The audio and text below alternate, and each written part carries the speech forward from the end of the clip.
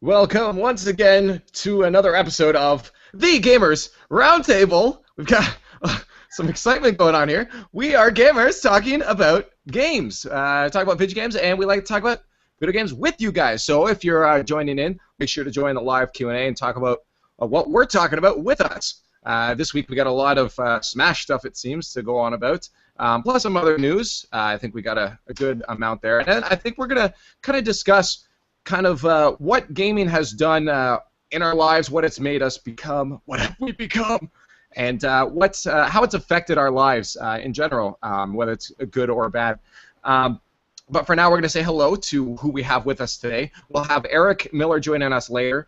He's a late guy today, but with us on time, we have Zachary and Sarah. Hello, Zach and Sarah. Hello. Hurrah! I think that confused me for a sec. The names were switched, so I'm pretty sure you're not a Zach and you're not a Sarah. That's all right. We're pretty much the same these days. Yes. This is Gilbert. I guess. Oh, and we got Gilbert in the back chilling with Mega Man. Chilling with Mega Man. he's so just like, I don't want to be part of this. But I'm too lazy to move. Yeah. And I am LeafX, also known as Brody. Sometimes some people call me that. I don't know. But host of the show here, so we're gonna try to keep these two fella and lady in line. But to start off, let's talk about what we've been playing this week. If there's anything new and exciting we found, we'll start off with Sarah. Sarah, if you want to start off, anything cool and exciting you've been playing? Well, we got Plants vs. Zombies Garden Warfare for our PS4. Oh, buddy. I had it for my 360 originally, but the PS4 has split screen mode so that we could play together, but I've kind of taken it over. She's pretty much commandeered the whole thing. Addiction again. So, how does split screen? How does that? Because I've only played Plants vs Zombies once, and it's just you're on one side and the zombies come at you, right? Yeah, the game is the tower defense. This is Garden Warfare. So it's like a spin-off of like a Call of Duty. It's kind of like Team Fortress Classics style in the sense of like how it's run and how the game's played. Third-person shooter. Yeah, exactly. Really? Yeah. Oh, yeah, dude, it's awesome. It's actually a lot of fun. It's like it's got all the good aspects of like Call of Duty and like Team Fortress Classic, but it's just silly. It's like we were talking about before how Sarah's super excited for Splatoon. It's like that good concept, like that competitive style game concept, except it's a fun, silly game. Like you're not actually killing people each other. don't teabag you and call you a little bitch, you know? Yeah, exactly. Like it's actually fun. That's I didn't expect that, actually, to be honest. I had no idea. I thought it was just the next iteration in Plants vs Zombies, but I'm like, how is that going to work for a split screen? No, that's Plants vs Zombies 2, which is already out too. Oh, okay. All right, maybe is that disc or download based?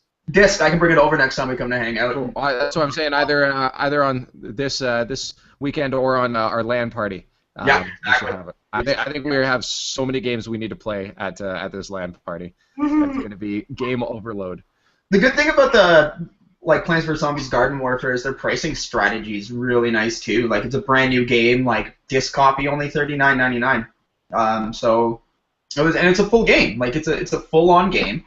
And yeah, there's different multiplayer modes. Like it's called Team Vanquish, which is like team deathmatch. There's one called Gardens and Graveyards, which is kind of like a capture the flag style. You can also play offline too, against like horde, basically like horde mode. Okay. Yeah. So they just kind of took everything that makes third-person, first-person shooters what they are and made them garden-y. Yeah, it's like exactly. Zombies and plant skin kind of thing. All right, I'm excited to play because again I've only played a little bit of Plants vs Zombies. I think on I don't even know what system I played it on. I've played it on 4 systems, I think. Yeah, it was a while ago. Sorry, how much was the game? Did you say? $39.99. That's it. I got it. Right, that's the price of like a DS game or something like that. So that's exactly it. Yeah, same pricing strategy, and it's great. It's a fun game. Awesome. Cool. Anything else exciting, or has you guys just been stuck on the Plants vs Zombies? No, she has mostly. I haven't played. I got a new game for my phone though. It's because I love tower defense games. It's called Radiant Defense, and you you kill aliens with towers, and I really like that. Radiant defense. Yeah. So it's a tower defense. Yeah. I've always liked tower defense games.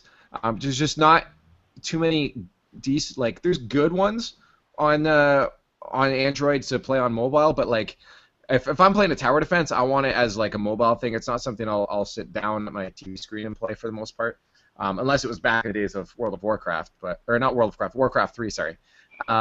Yeah, but yeah, beyond that, there's not too many on mobile. I noticed that were too good. So what system is this one? This one, Radiant Defense, it's nice and simple. You can maze, so you do get to control how they go through from spawn to the end. And it has your classic towers. It's very traditional, and I enjoy it. That's good. I like the idea of mazing. That's some classic tactics right there. Yeah. Mm-hmm. Perfect. And for myself, unless Zach, you had I'm still stuck on Fire Emblem. Fire Emblem. Yep. I haven't had too much time to game lately, which has kind of been unfortunate. But yeah, still stuck on Fire Emblem, and no. I really. Oh, sorry. Sorry, no, I was gonna say. I was just saying. I know a lot of those games will tell you your playtime on your save file. Does that one? Yeah. I started over because I found out some new strategies. And I'm like, nah, I gotta start from scratch again. So I first play through, and I didn't even complete it. Like, it's sad. I sunk like 70 hours into it. Oh, smokes. And then the new one, I think I'm already like 20 hours deep. Yeah. Because I know the most time I've spent, or at least back like on a JRPG or anything like that, the most time I spent on a one game just because and yeah, I wasn't even off the first disc, was Star Ocean. To the end of time. Yeah, it was I think I had 83 hours is what I had on it. And I was not even off the first disc. Yeah, it's good. It's super good, and I'm super stoked on it. And I'm really trying to get some people together to go back and to do some melee training, because the people that I play with got our asses handed to us by an 11-year-old kid. So it's time to start training. Fair enough. For those of you guys who are watching who don't know, I'm sure we've mentioned it multiple times. We the three of us, Brody being the head of it and us being his minions. We do Smash Brothers tournaments, and we run 2 brackets. One's the advanced for like the hardcore players, and the other's the casuals. Same rules apply to both, except with the casuals, we try to tweak it so there's not as much teching and stuff. However, this time we did it, and I signed up for casuals because I'm okay. I'm nothing crazy like some of the guys that are out there, and I just wanted to play really. And this 11-year-old kid took the entire bracket. Like, just followed all the rules, and just destroyed everyone. It was like, everyone in their place. Close. Like, it's insane how good this kid was for like being 11 years old. It was nuts. Mm-hmm. It was exciting to see. I don't know if he's quite ready for some of the advanced stuff, but man, he's give him a little more time where he's at already. Oh man, he's gonna be a force to reckon with. Give him like a year or two. He's gonna be a force to reckon with for sure. Yeah, it's gonna be exciting to see where he ends up. Now, did he say, is he from this area at all, or is he from somewhere? I'm pretty sure he came up with a Hamilton guy. Okay. Pretty sure. So his older brother was playing in the advanced bracket, so that's why him and his buddy came. And yeah. Cool. Again, it's exciting to see people still that game's older than him now. Yeah. Oh, 100%. 100%. Yeah. Oh, that's amazing that it's still that resilient. Mm-hmm.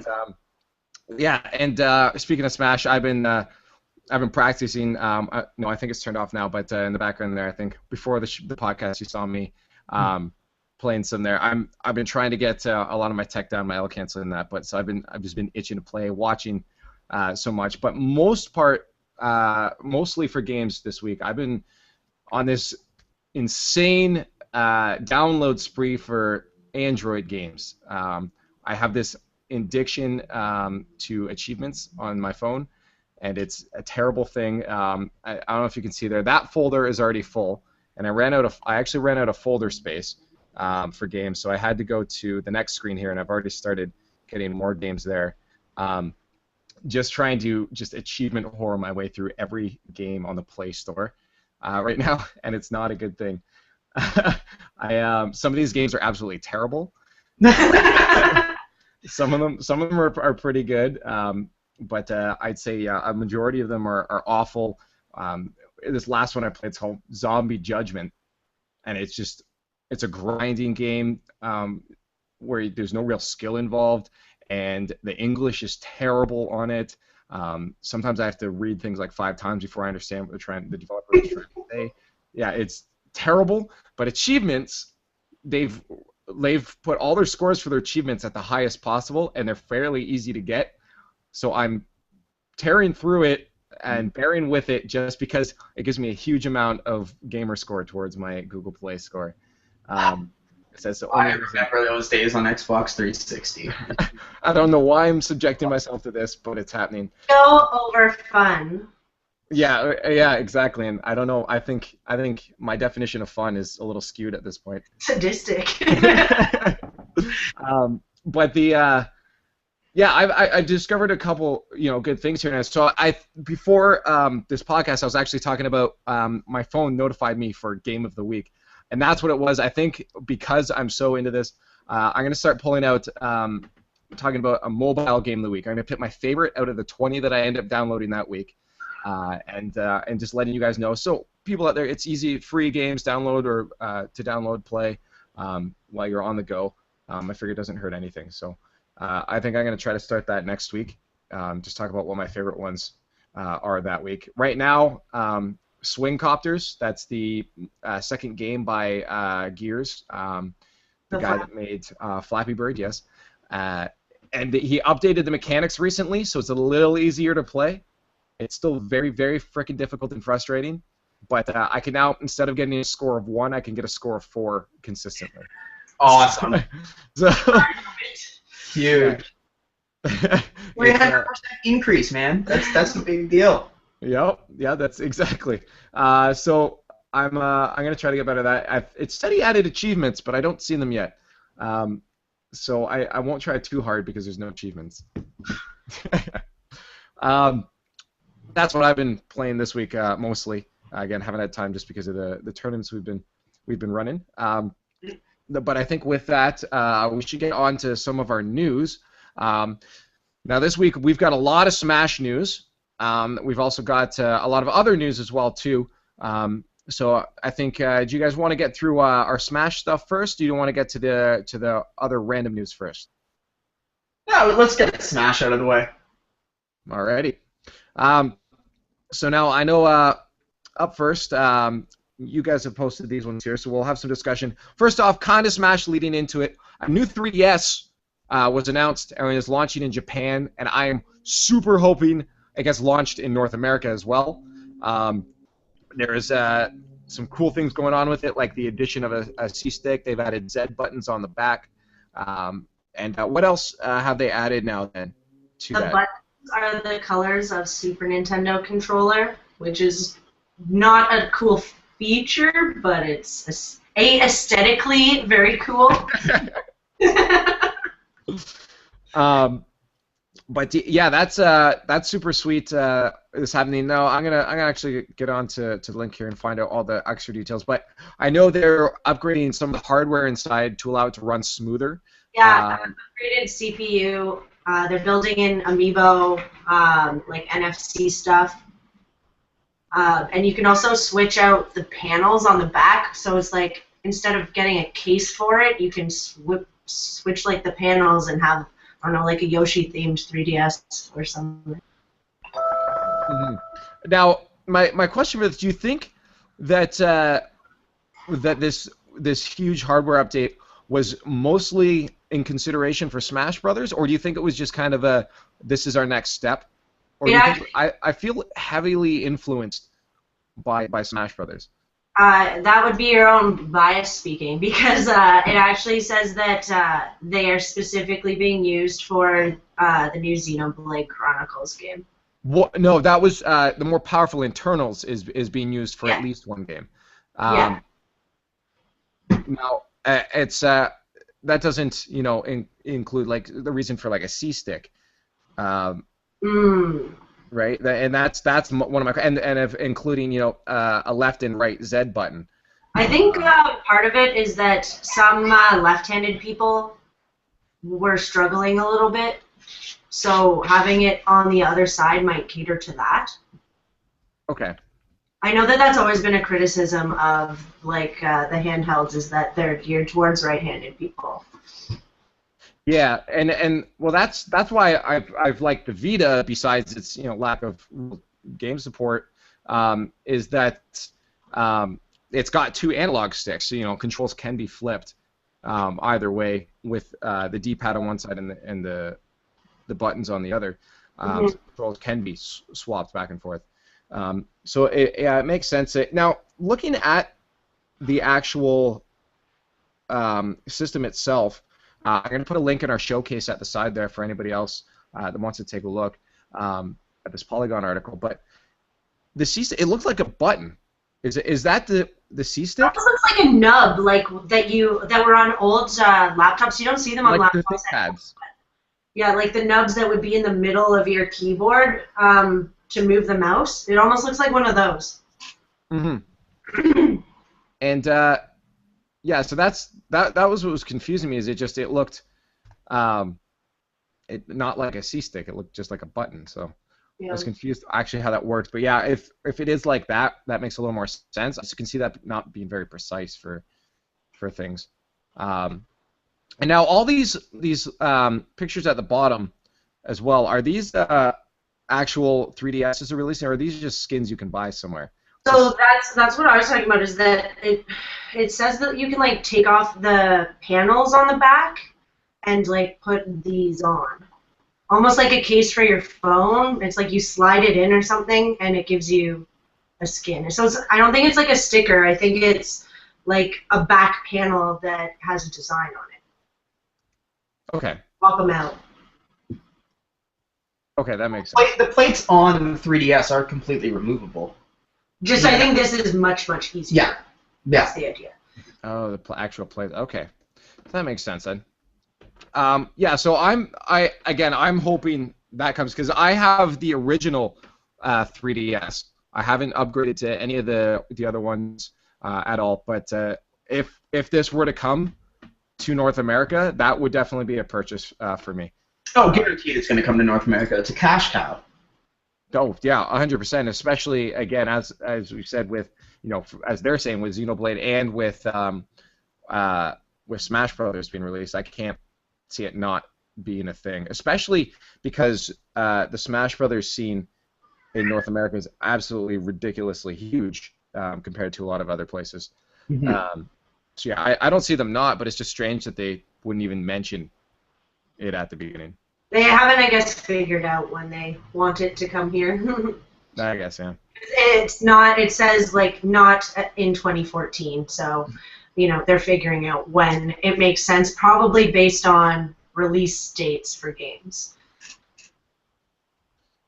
Yeah, I guess that makes sense. Now, keeping on Nintendo, and there was an article also on Polygon where Miyamoto, at one point in the article, flat out says casual gamers are pathetic. Like, it was a straight up quote. And now Nintendo is focusing more on core gamers.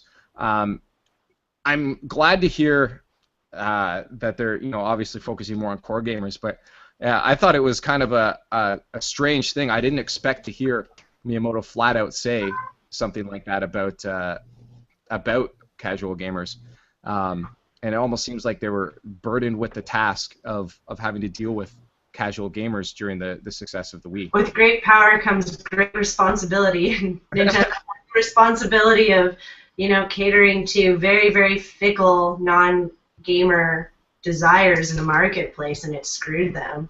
Mm-hmm. So I can get that it was frustrating from a business standpoint because they are so fickle, and there's only so much you can do to appeal to a casual gamer, I guess. so many Wii Sport and Fit games. Yeah, that's true. Now, just before we move on, we've had our latecomer, as I said, Eric Miller, join us. Hello, Eric. Hey, how's it going, guys? Hi.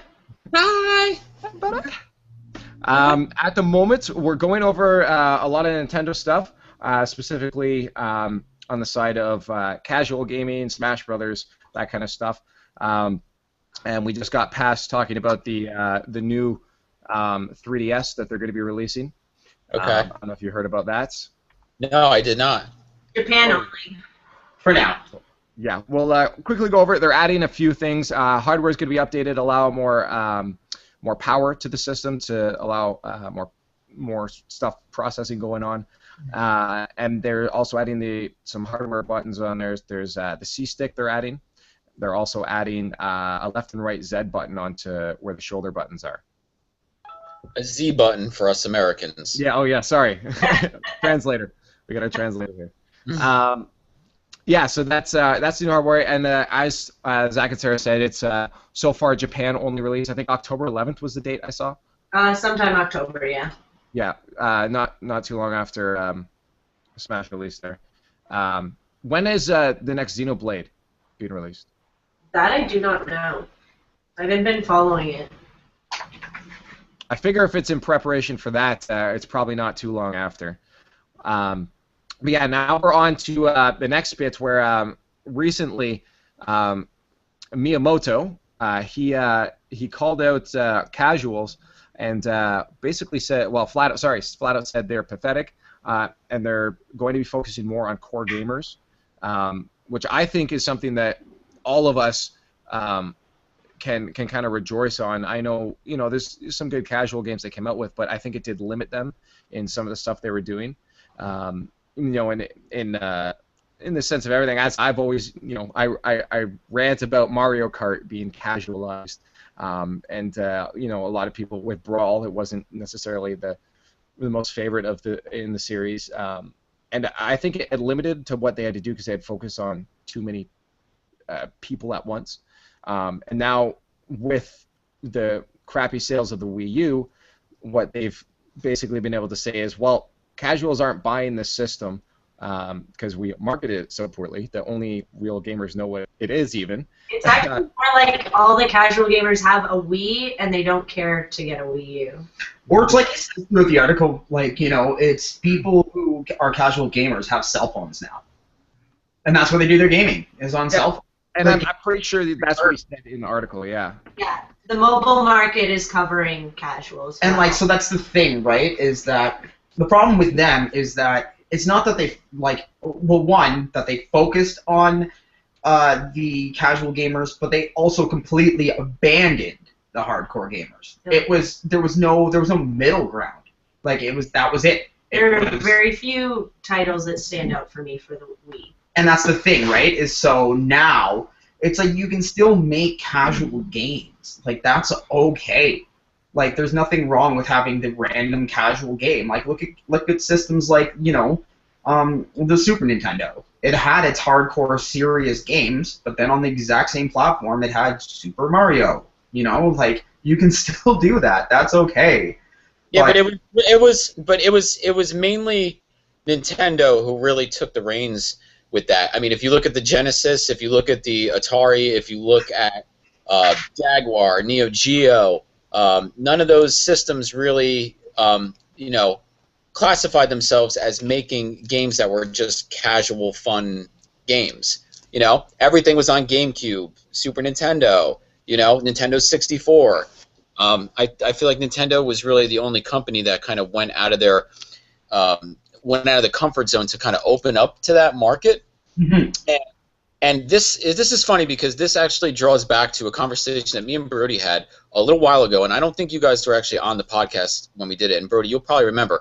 Remember when we were talking about the Oculus Rift and how I flipped my shit because I was so upset that it was going to be removing people from the intimacy level of having a console and a controller, And that's really what I feel like video gaming is about, I mean, yeah, you can say, oh, you play it, you're just playing it differently, and the Wii is this, but it's not the same. It's not the same. And once you lose that intimacy of having an actual console in front of you that you insert a game into, and it just becomes this, you're playing video games with projections on the wall and like all that. I mean, it just gets too ridiculously crazy for me. And whether you want to call that me turning a blind eye to technology or whatever, like that's fine, but I just don't think it falls into the category of the hardcore gamers. I don't think they're going to be very receptive to that. I know I'm not. I don't. It was like the Wii. I was talking about this with Sarah the other day, talking about like Miyamoto, like his strategy and stuff, and like focusing on the hardcore gamers. And like one simple solution that they could have done to fix all that, in my opinion, is one, yes, make more serious games, but on top of that, don't force me to use the stupid friggin' Wiimote. Don't make me do that. Well, they have the gamepad now, at least. Yeah, but I mean, it's still a band-aid for a bullet wound. It's still big and bulky. If you could have let me, like, it has the ports for the GameCube controllers. Like, if you let me just use that on every single game, I'd be happy. Well, I would be more inclined to do that. That was my big challenge with the Wii. Is like, oh man, I gotta like get up and like do stuff. I'm like, no, like I want to sit on my couch and play video games. That was actually their main challenge, and it leads to actually another article I wanted to discuss. So I'm going to segue into that a little bit. But there was an article I read this morning about their approach to Smash 4. Given how Melee has a hardcore gaming community surrounding it, but then Brawl was completely made for casuals. Mm-hmm. And he explains like why that happened, and it was because they needed to make it accessible for anyone to pick up and play on any type of controller, including your little Wiimote with limited amounts of buttons. So they acknowledged that the hardware limited what they could do in terms of gameplay, and so what they ended up saying with Smash 4 is that they are trying to compromise between Melee. They don't like, I guess, how complex is the word he used, Melee became in terms of mechanics, because it does, as we've seen, kind of shrug away people who don't take it in a hardcore way. So they're trying to find that middle ground, and that's not surprising, at least to me, that they're trying to go between Brawl and Melee. And if you think about it in context, and I know a lot of people are gonna maybe get angry with me at this or disagree with me. Teching in Melee, in my opinion, though, it's a legit. It wasn't meant to be there. Like that's the whole. It's the developers did not mean for it to be there. Which kind of tech though? Like there's like stuff like DI that is meant to be there because that is in like wave dashing and like L canceling and stuff like that. That wasn't meant to be there. Mm-hmm. Like I think what's they're not cheating. It's not cheating. It's an exploit. But that's I think that's what he was trying to say in terms of comparing like Brawl to Melee to Smash 4. Is that he was saying is they want to build in things in this game that are technical, that are techniques. However, you don't have to technically break the game to do it. It's built in. It's like a Street Fighter game. Well, that's what I was just going to say. It's like all the moves in Street Fighter are built into it. And sure, the most hardcore go into the frame rates, but that's the way it was built. It's just analyzing the frame rates of a specific move that was meant to be. Mm-hmm. I think a lot of, obviously not to the extent of things like L cancel, jab reset, stuff like that, but I think in some of the tech that's in the game, I think he understood that a lot of it was there and could be exploited, because he does say that he knows Melee was too technical for a lot of people. But also says he does, like, his vision when he created Smash was to purposely make it different than all other fighting games. It was supposed to be the casual fighting game. Mm-hmm. Yeah, but that was his vision. Mm-hmm. I don't remember a fighting game that was ever built to be casual. Well, that's why he did it. And Smash for the N64 was. Yeah. It's a casual game. Like, there's no way around that. Like, it's like built on like an older gen system. Right. But it's like it was like It's just meant to be simple, right? That's why I think Smash is, even Melee is the casual game. You know, you'll have people just at households playing it and having fun with each other. But I think what Sakurai was saying was that I think the gap was too huge or something, and that the players that got so into it were just leagues and leagues above what some of these starter players were at. And if they were playing these guys, they couldn't get into it because it wasn't, Well, it's not fun. You can't, I think do anything. Like, it's not fun. I think Smash is always going to have a casual appeal to it. It's fun. It's all of Nintendo's characters in a little brawler. You know, you can pick up your favorite Nintendo character and fight with them. No matter what, I think even if you make it the most technical game in the world. I mean, obviously not to the point where you can't even play it, but Melee was still playable by casuals. Like, anybody can pick it up and play it, and that's actually why I started the tournaments, the Let's Play tournaments, was because I was thinking, I'm like, okay, I need a game that would be fun, tournament, but it's everybody can pick up and play. And I thought of Smash Brothers. Smash that Let's Play has introduced the three of us to is not like anything I think any of us expected when you ran the first tournament and we showed up to it. What it is now, in comparison, I don't think any of us ever fathomed that it would be like Smash is in. Like, this is the game that we have to have every second month to bring the hardcore gamers out. Like, I never anticipated that. I knew it was popular, but I just thought it was popular in the sense that everybody enjoyed to play it because it was a casual game. Yeah. But that's why I think that there should still be a lot of technicalities in the next Smash, and I'm hoping there's something there. Now, I read something on Reddit the other day. It was a post someone, or actually it was today, I think, a post a guy had made about, let's not go into Smash 4 looking for that one tech that's going to make it redeemable.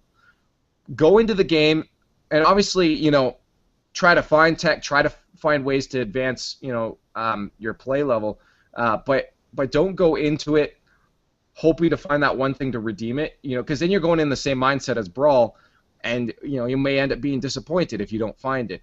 But I still think that it's important for Sakurai to still have that technical level to it, and with this whole Nintendo saying we're focusing on core gamers, I'm really optimistic about the next Smash. But I think there needs to be that separation between casual players and top players, because I think you can do that. Melee, I think, was that point. I think it's good that there was this huge separation between the casual players and the top players, because it showed that if you dedicated enough time and practice to something, you could be leagues above someone. And it was, I don't know, it's the payoff. And even with myself, when I play Melee, when I can see progression, I feel so good. It feels amazing to see progression. And with something like Brawl, there wasn't that. Well, here's the way I see it. What I would like to see, and this is in a perfect world scenario, which isn't going to happen. Guaranteed this is not going to happen, but this would be my idea, is that with Brawl, you had fans mod it and make Project M, which became huge in its own right. Like, Project M is a huge phenomenon in the Smash community. Now, it would be nice to literally have, you open the menu to Smash 4, and it says, solo, story, versus, and then a section that literally says Melee on it, where literally it's the new game built specifically with Melee physics. To me, that would be the ideal solution to everybody's problems. So if people really want to play it casually, they just go to versus mode. Boom, there you go. You and your friends can sit around, the four of you can play Smash Brothers. It's good. And that's it, with all the characters, all the moves, and everything. However, there's another section for the people like the top dogs who would literally be able to just go to Melee, and it's like, hey, this is the more hardcore version of the game. It's like veteran mode in Call of Duty. You know what I mean? Yeah. I totally agree with this. I wouldn't say Melee specifically, because we obviously do want to move forward. No, but I totally get what you're saying. Yeah, like a competitive mode where the mechanics of the game are completely different. Like, not obviously, because the mechanics in Smash in Melee are the exact same. It's just you can do more with it. You know what I mean? Like, the physics would be faster. Create a dividing line that's built though in the game. Mhm. That it's actually there. It's purposely meant to be there. Yeah, And if you don't choose to play it, you can do that. And if you don't, hey, you still have the entire rest of the game. This is just a mode. I think that, to me, that would be everybody's like ideal solution to it. Build it in there. Mhm. At Now, the same time, everybody could stop complaining and stop being like they're acting like old people who listened to Aerosmith and Kiss back in the day. It's like, things were better back then. You kids don't know what you're doing anymore. And realize that things are going to progress and things are going to change. And it's like, deal with it. That's the only aspect I give the Street Fighter community over the Smash community. And I'm going to start a war saying this. But the Street Fighter community always moves to the next one.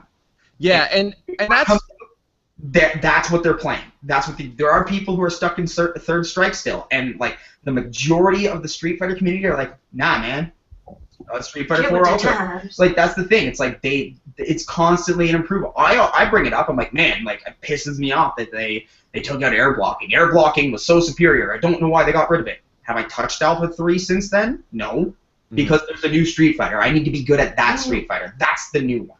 And I think that if everybody in the Smash community got on that mindset, I think it'd be great. It's a new game. Everybody, I think it's the fear of people that they have to do something new. They're going to go into it, and they're not going to be the same as they once were in that old game. Now they have to start fresh.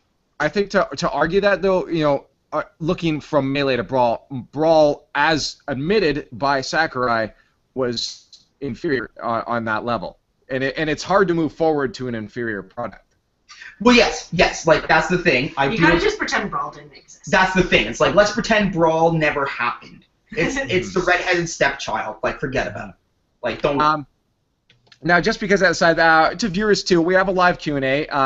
Hunter at the side actually has a statement for us here as well too. So feel free to chime in and talk with us so we can bring your points up as you guys are listening along.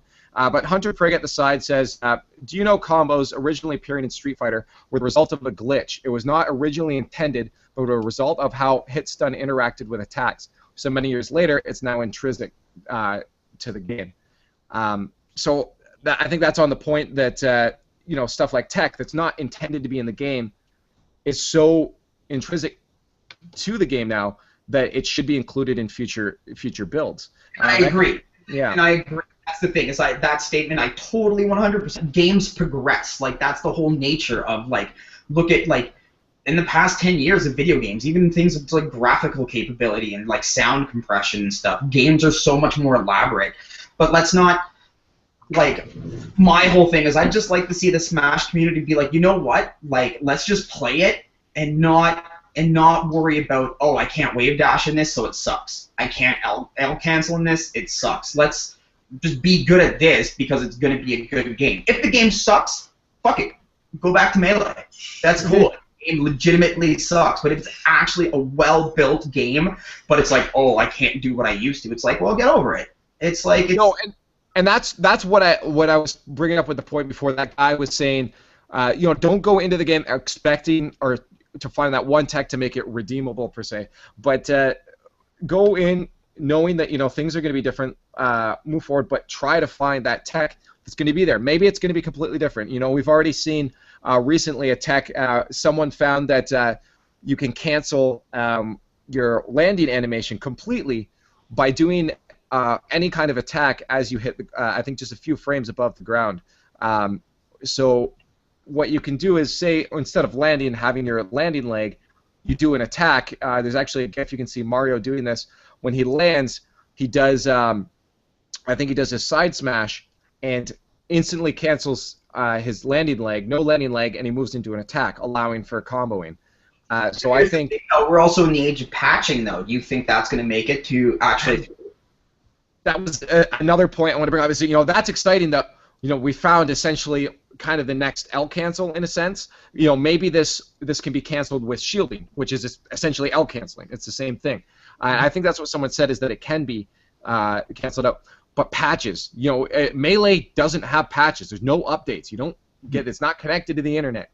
This is, and I'm wondering if, as exactly what you're saying, that's kind of a worry I think some people have is, if gamers find this exploit per se, where they can do something to make them better, that it's going to get patched and just completely be written out of the game. And I think now with the idea that they're focusing on these core gamers, I don't see Nintendo wanting to do anything to piss them off, because that's not what you want to do when you're trying to re-embrace them. So maybe I can see them being smart about it. If they find tech, let's maybe just nerf it a bit. It's still accessible, but it's not as OP as it could be. Right. That's something I can see. I don't see Nintendo doing something so overly crazy that's going to piss off a majority of their user base. I just, as I said from the get-go, like, I just really want people to go into it just gung-ho and not compare it to Melee. Like, I know that's hard, but it's like let's treat it as like the next, as it is, the next installment, and try to enjoy it for what it is. Like, they worked really hard on this game. Let's give it a good shot, because I know, guaranteed, there's going to be so many people that are going to play it once or twice and be like, nope, Melee's better. You're always going to get your elitists. That's inevitable. But I think what I've seen so far, the general attitude towards this next game has been pretty open-minded from what I've seen. And obviously, as I said, always going to have your elitists that there's people who say there's nothing better than the 64 version. And I think this time, though, a lot of people are pretty open-minded about this next game, and I think a lot of people are very excited to see what it'll bring. More so, I think the issue is just we've had such a bad taste in the mouth from Brawl. Yes. Get over. I'd like to see that open-minded turn from open-minded to excitement. I'd like to see more people excited about it, not open-minded to it, like excited. Like, this is a new Smash Brothers. Like, yeah, I think a lot. Sorry.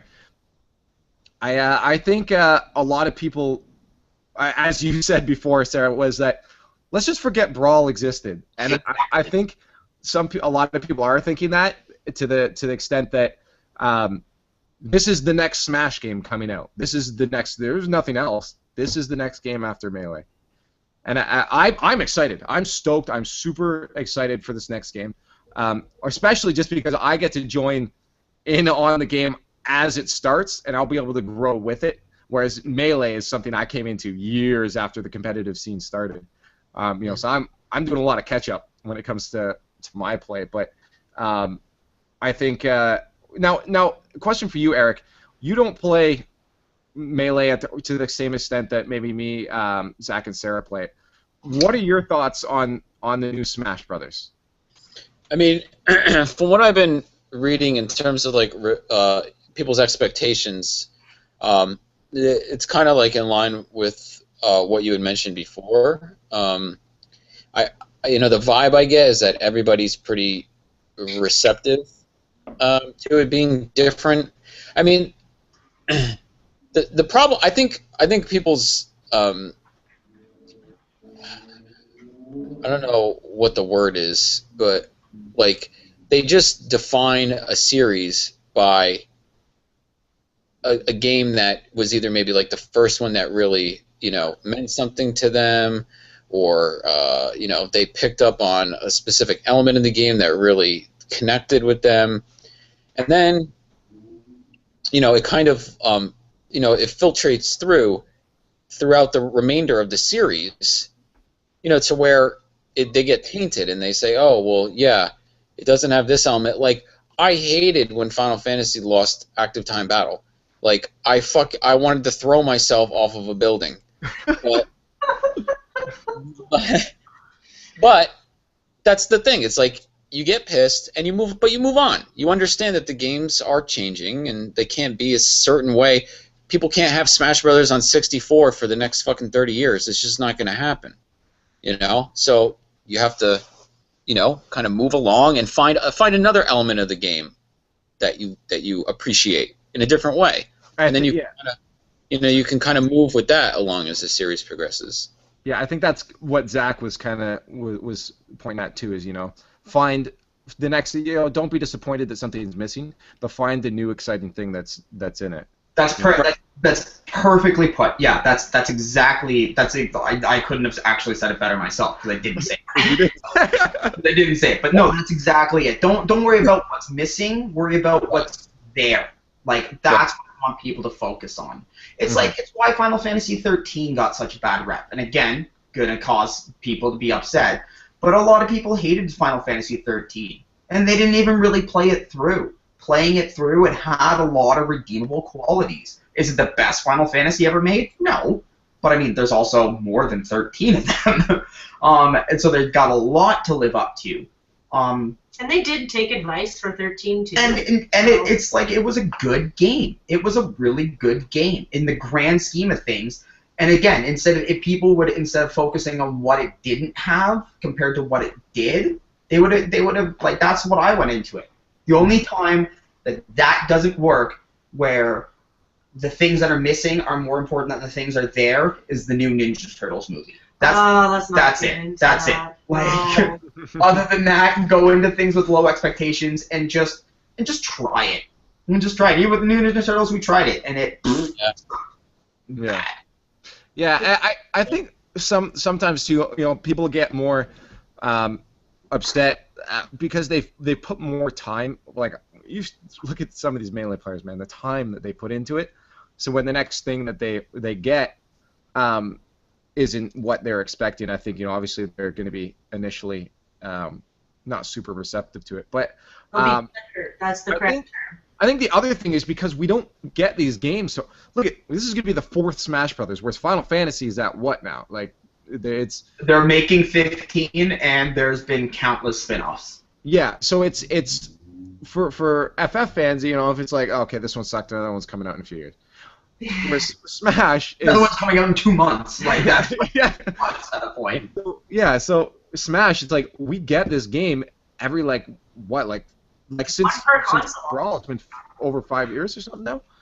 One per console. Yeah. That's what it is. That's what it's been, one per console so far. So it's I think that's kind of more of the, why people are, like, kind of worried about it. It's just like, we're not going to get another one until their next console. However, though, again, it goes back to it. Let's say there's something missing that the community is so crazy about. Yeah, again, like Mario Kart. That it works in both ways. Just like so, if people start out with something and let's say they launch Smash 4 and people are like, nah, don't like it. They'd be like, oh crap, guys, people don't like it. Let's patch the shit out of this. I'm gonna listen to that weird Zachary guy from Gamers Roundtable and add a melee mode. But that's the thing, right? There's patches, there's DLC, right? So in a year or two from now, they're like, oh, this is kind of boring. Nothing new is like, it's the same game. And like, sure, the community's super stoked on it because let's say it's competitive. They can be like, screw it, let's throw new characters. Who do they want? What, that prom guy from Fire Emblem? Yeah, let's put him in. Hey, we haven't seen Roy in a game in forever. Let's put him in. Well, that's the idea behind the amiibos, right? Is that they can add new characters, whenever you just go out, pick it up, and there you have it. Well, that's the thing, right? So that's another thing that we need to... when it launches, is nowhere near its final product. Its final product is when they're literally like, it's 4 years after, and they're like, yep, like, we're now officially just working on the next one. This is done. Like, you know what I mean? Like, that's... It's the curse and the blessing of new games. Exactly. I was gonna say, like, it's. I think we touched on this before too, but like, it's almost scary in a sense that that the game, you could get used to it for a year, and all of a sudden they change something. It's like, wait, great, now all this time I just put into this means nothing. Dude, World of Warcraft. World of Warcraft is like the epitome of like patching and stuff.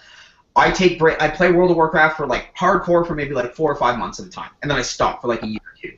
Mm-hmm. Then I go back to it and I log in for the first time, and I was like, oh, my character's still there. Click, click. What the hell is this? So nerfed. And I have to like literally relearn pretty much the entire game.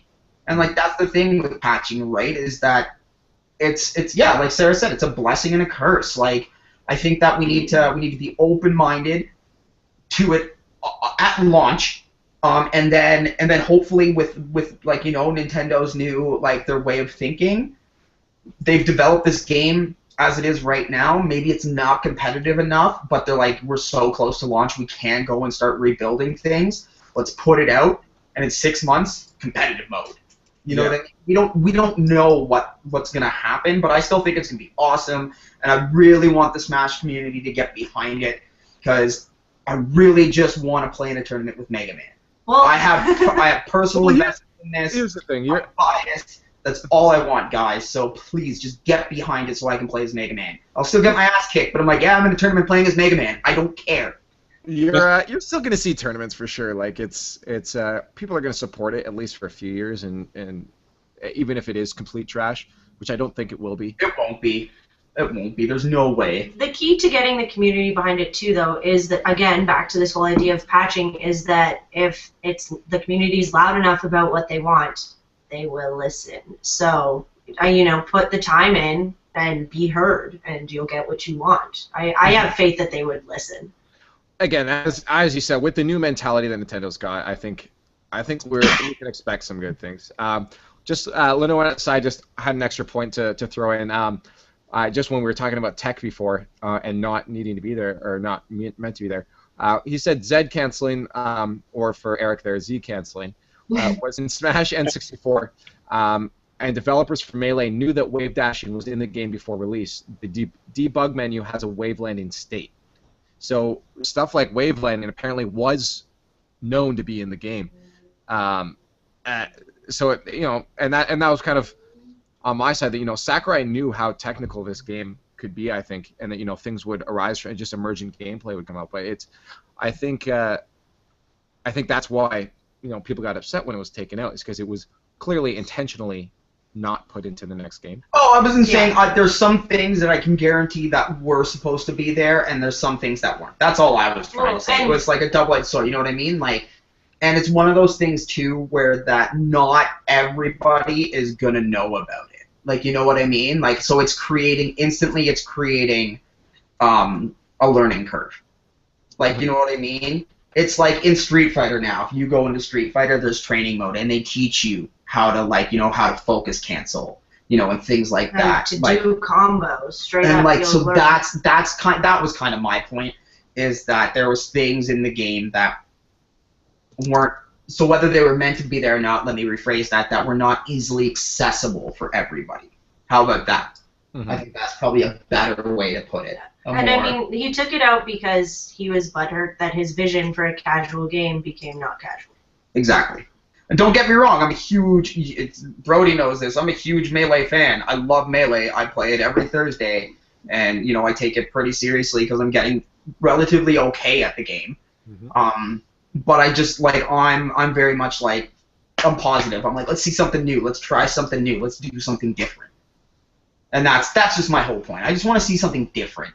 Mm-hmm. And and I want to see, grew up with Nintendo. I want to see them do well, and I want to see something new happen. That's good. Yeah, no, and again, there's no reason that Melee has to die because this new game comes out. Everybody can play both games. Mm-hmm. It's but I have good faith that, again, as we saw that landing animation canceling in that GIF there, or sorry, that few seconds of video that came out.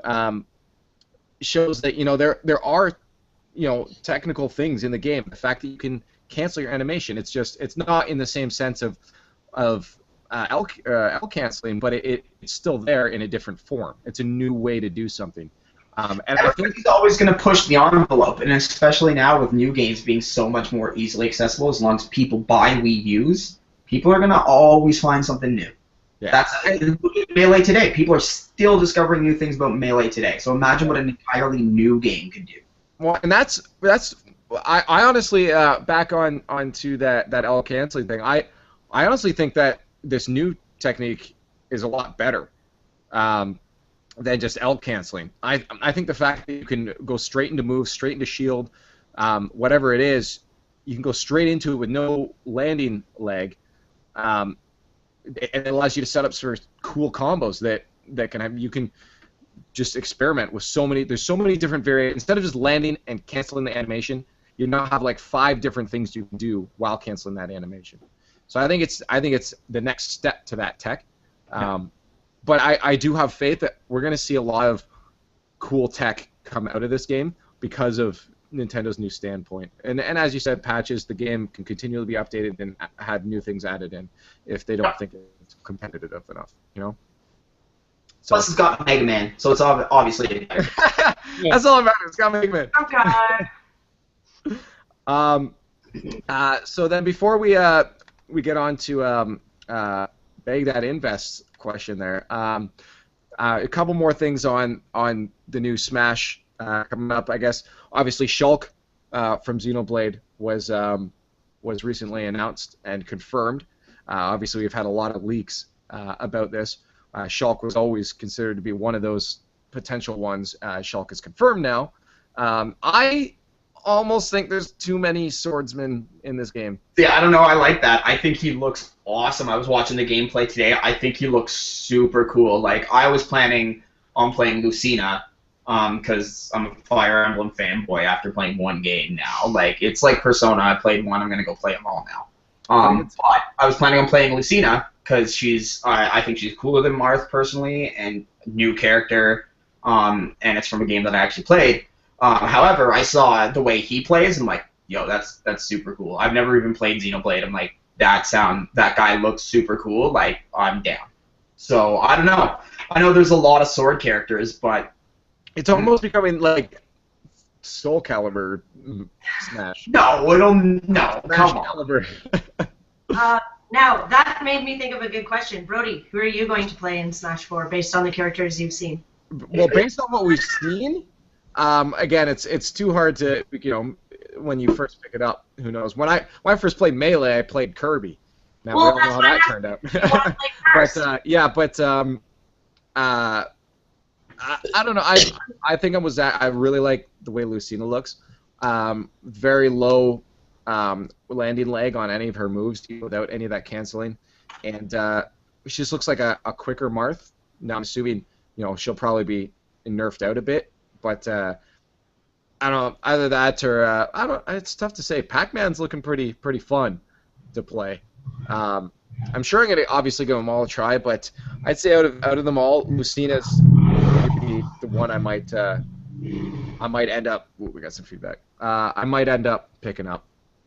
I'm just trying to think who else all is in it that's been confirmed. Well, I was just looking at the official roster on Nintendo, and I saw that Puff wasn't there. I'm like, whoa. Like, I just thought of that. But then I looked at the leaked thing, and she's there. So whether that's a legit leak or not, she's there. I definitely wouldn't think they would take her out.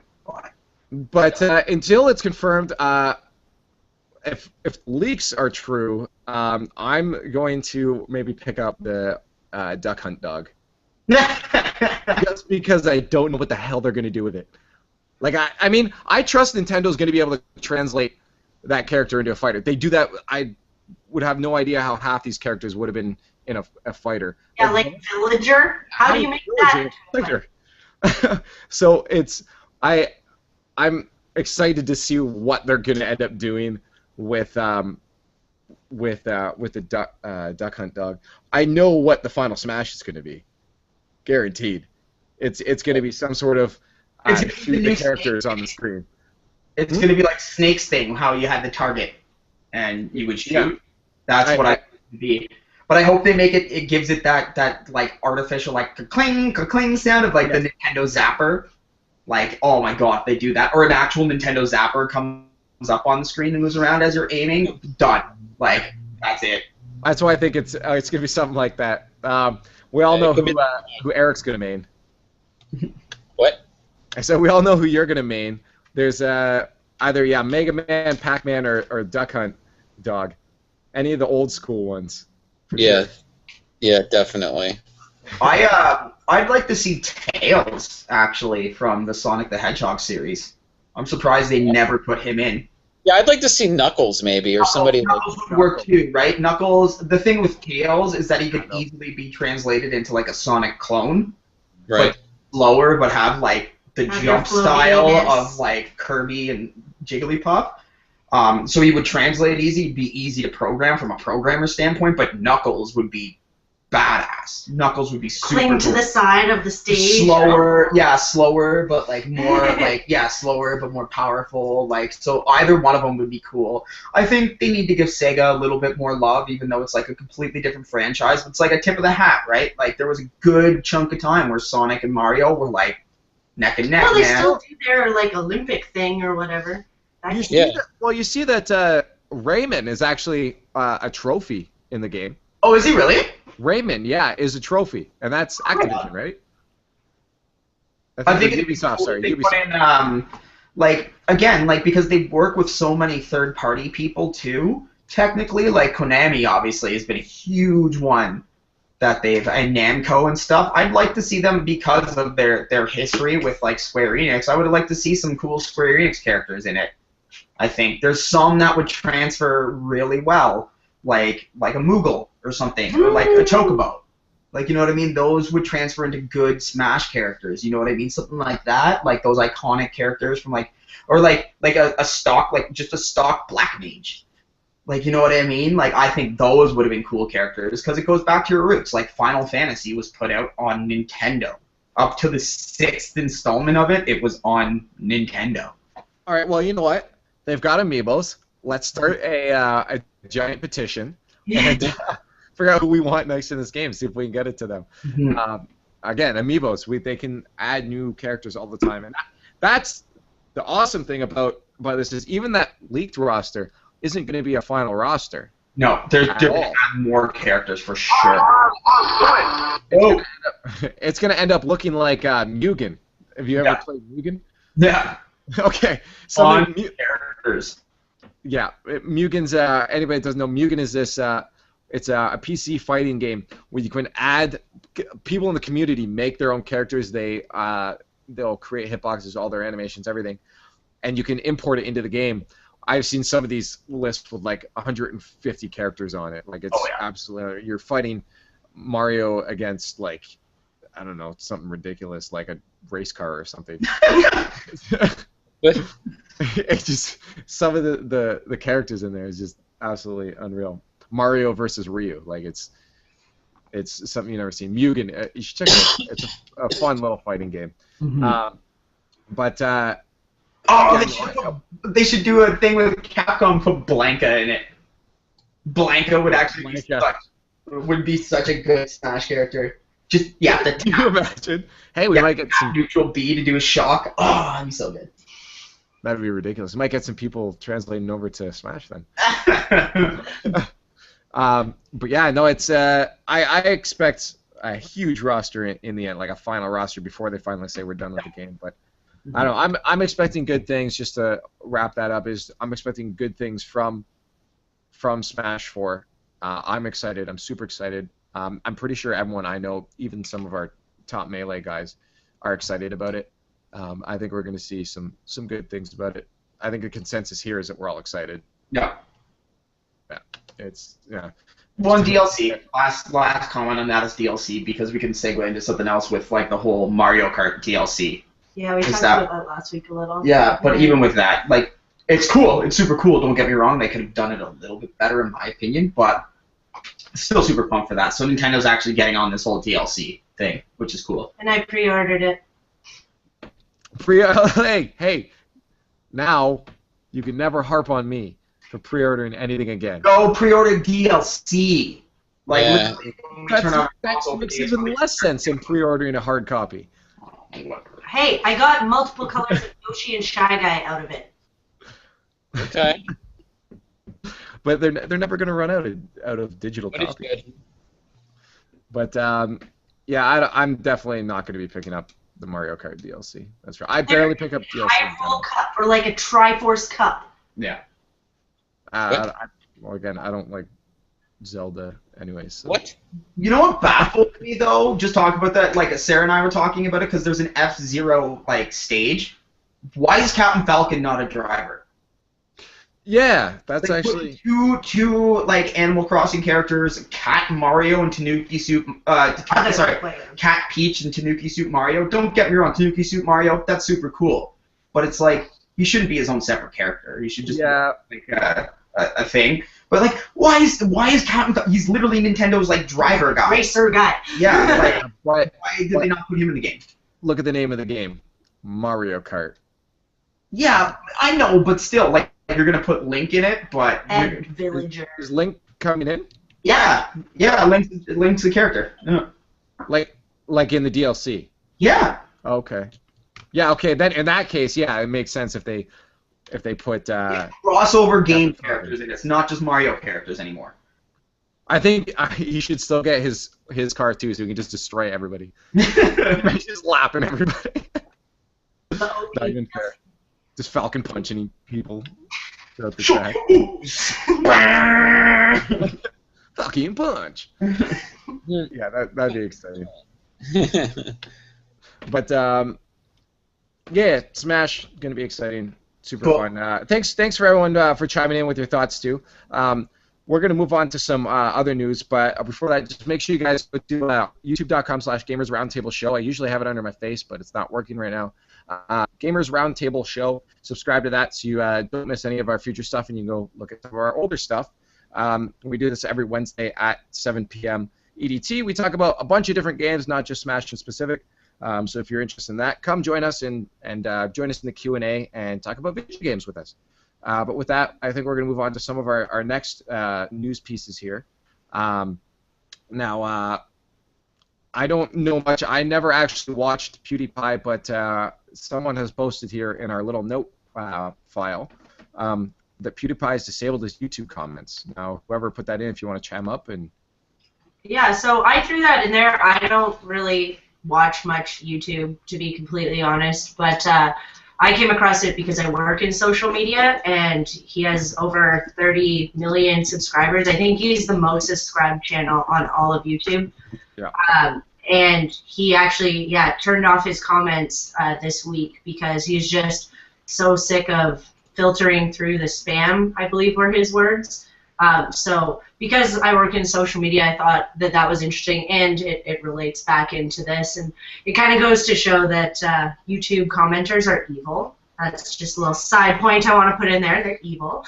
I don't think they're evil as much as they don't really have any real content to talk about half the time. That's every social media platform. If you're not relevant and you're not in the spot, I mean, I deal with it every single day. Yeah.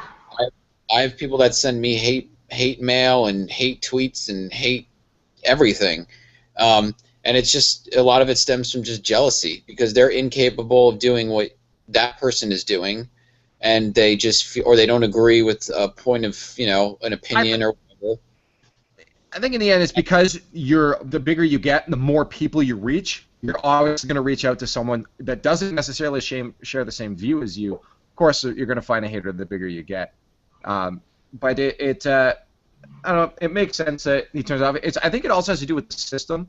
Something like, and I big bias here, but I think the best system for comments is Reddit. It's. I mean, obviously, sometimes good content does get buried out, but you can sort through, controversial or whatever or new. But it allows the crap to be buried. Whereas it's not, the new Google Plus system on YouTube doesn't allow that. Everything, even things that is crap content, if people comment on it, it's going to be pushed to the top. So there was I forget his name now, but there was this YouTuber that he was talking about how the top comments on his videos were things just being really rude to him, calling him fat, calling him retarded. All these things, and people under these comments were saying, "You're a dick. Get out of this thread. Stop commenting. You're being a dick to him. You don't need to be rude." And but because they were commenting and ridiculing this guy for his shit comment, it got pushed to the top. And so people will come to this video, and underneath they'll see all these terrible comments about this guy, and it pushes your viewership because they're like, "Oh, I don't want to watch this guy if he's terrible or people are saying bad things about him."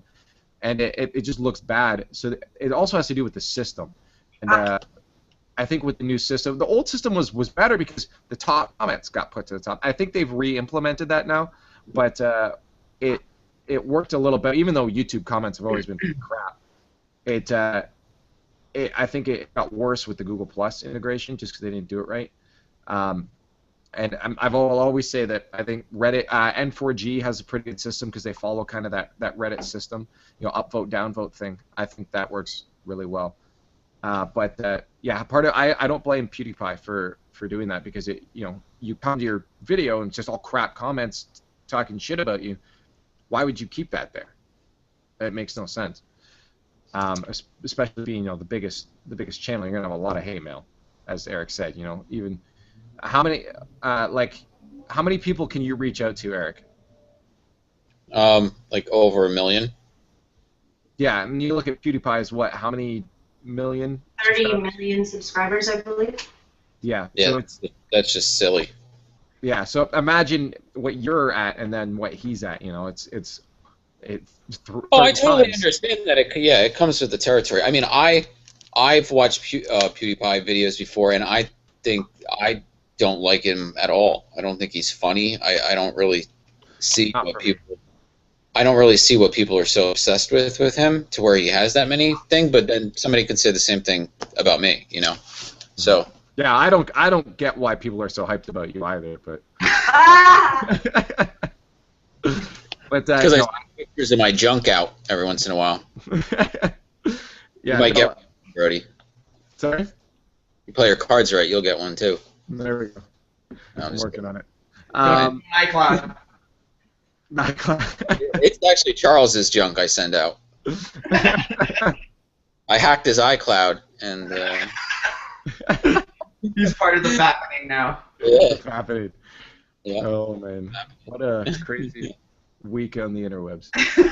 It was pretty nuts. Yeah.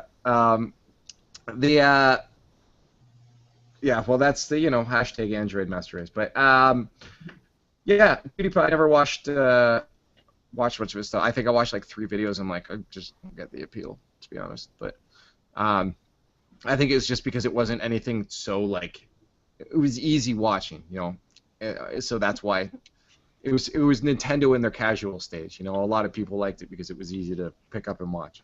Right. Yeah. So I don't blame him though for what he did. Next up, this shouldn't surprise anybody, but the Ouya is up for speculated up for sale. I guess they're in initial talks. For selling to, I guess, Chinese companies, Chinese internet giants and other companies is what they're looking to sell to. They say that sources are saying that it's one of its better options instead of trying to raise more money, which again I don't disagree with. Does anybody here even own Ouya? No. I try to own everything, and that's the one I won't buy. Yeah. It's completely useless, and so it makes sense. If they can get a little bit of money out of it, I say do it. But they're not going much further than that. Apparently, the companies that Ouya has had discussions with include Xiaomi. They make mobile phones, Tencent, and others in China. There has also been some engagement apparently with Google and Amazon. So we'll see where that goes. But yeah, Ouya is looking to get rid of their stuff because they know it ain't going nowhere. Here's something exciting. Eric, you're an old school guy. You'll like this. You guys remember that snake game that used to be on Nokia phones? Oh yeah. Well, the original creator of that is making it again. It's Tonelli Armento is I guess off the initial game he made 17.1 billion or something like that. Or no, sorry, yeah, okay, never mind. I'm quoting weird numbers here. Anyways, he made the game in '97, and now he's remaking it for tablets and that. And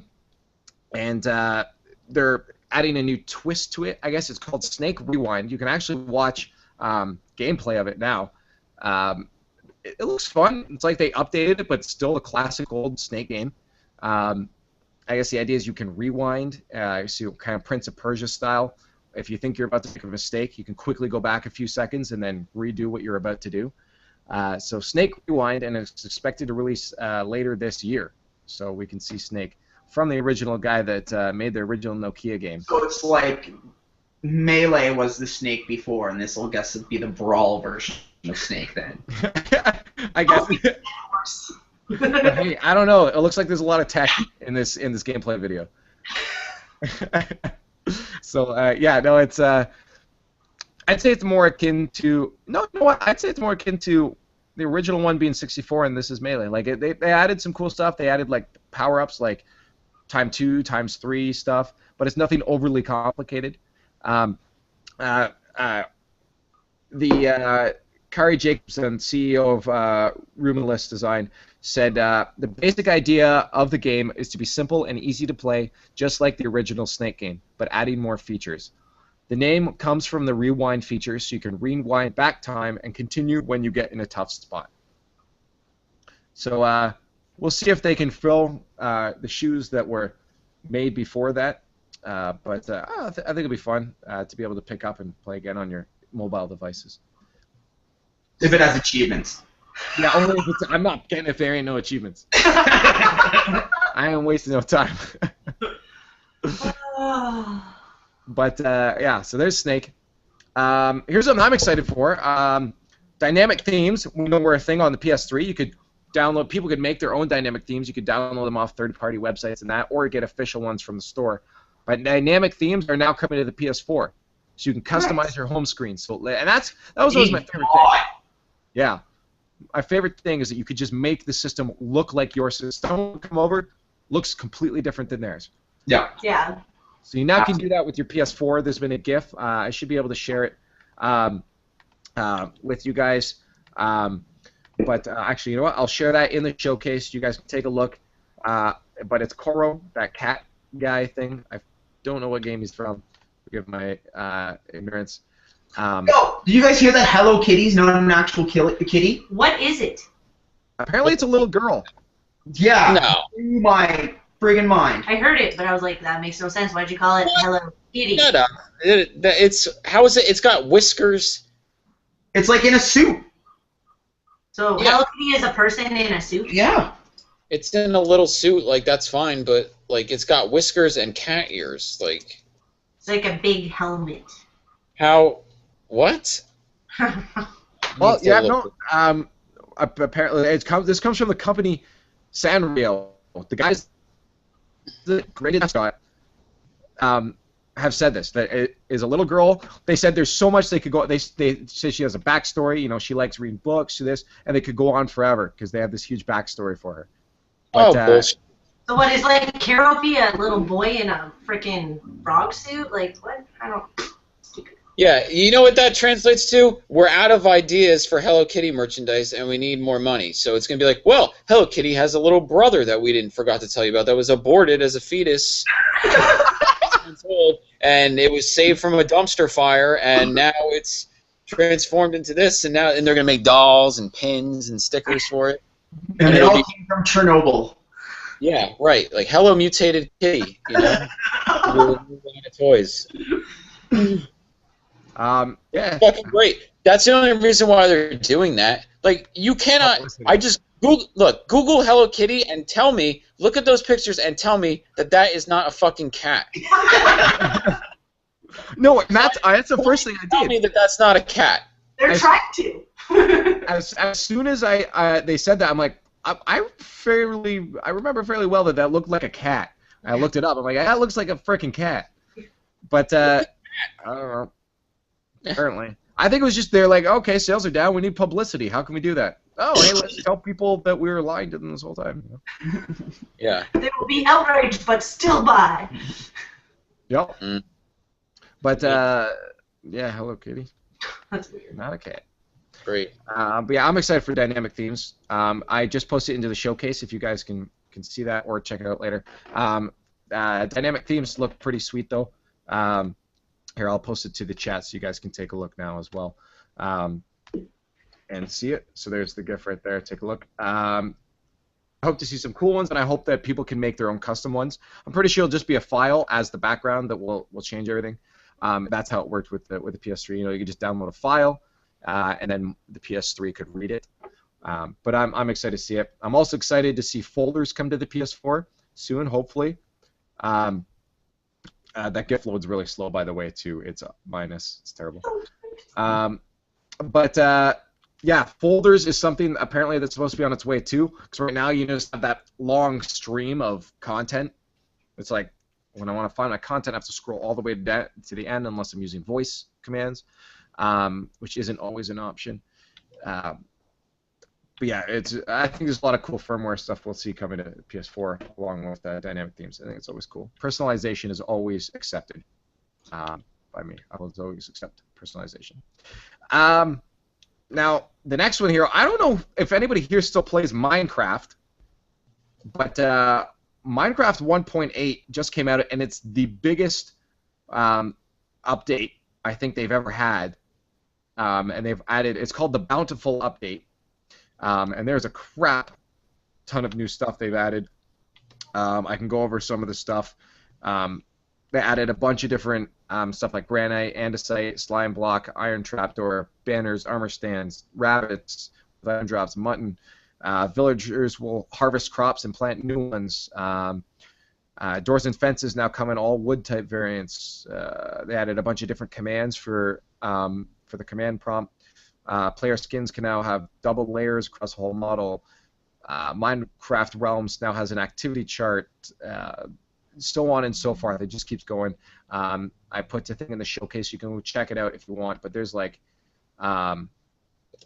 there's a crap ton of stuff. Oh, and of course, if you guys read at the very bottom, going back to one of our older podcasts, apparently they've removed the Herobrine finally. Herobrine has finally removed. If you guys don't remember that, that's the legendary creature that people think exists in Minecraft. It's always one of those urban myth things. And almost every update they say, or every few updates they say they remove the Herobrine, kind of building on themselves to the legend of the Herobrine. Yeah, if you guys still playing Minecraft, I haven't played Minecraft in probably a year's time now. I never played Minecraft. Yeah. I actually, you know what? The last time I did play it was when I had the Oculus Rift from Game Exchange. That's when I last had it because that was freaking fun. I'll probably never play it again until I have an Oculus Rift or some sort of VR headset because it's not the same now. It's just too much fun with a VR headset. Oh, I'm so excited for VR. Speaking of, we haven't heard anything else on Sony's Project Morpheus, have we? I haven't. I expected to hear a lot from Gamescom, at least, or E3 show floor. But no new real updates on that. So as for news, that's the end of it. There's one thing at the side. Big Guy Invest had a question just saying, what's next for Rockstar? Well, obviously, we have the PlayStation 4 Grand Theft Auto and Xbox One Grand Theft Auto coming out, which I'm excited for. I will be picking up because it looks absolutely gorgeous. Out of all the upgraded remakes that they've had from PS or from old gen to new gen, this one looks the most impressive. I'm super stoked.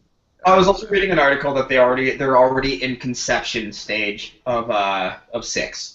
Because now they're going to be building a game from the ground up on a new gen, so they want to move fast with it. Yeah, well, it makes sense. They have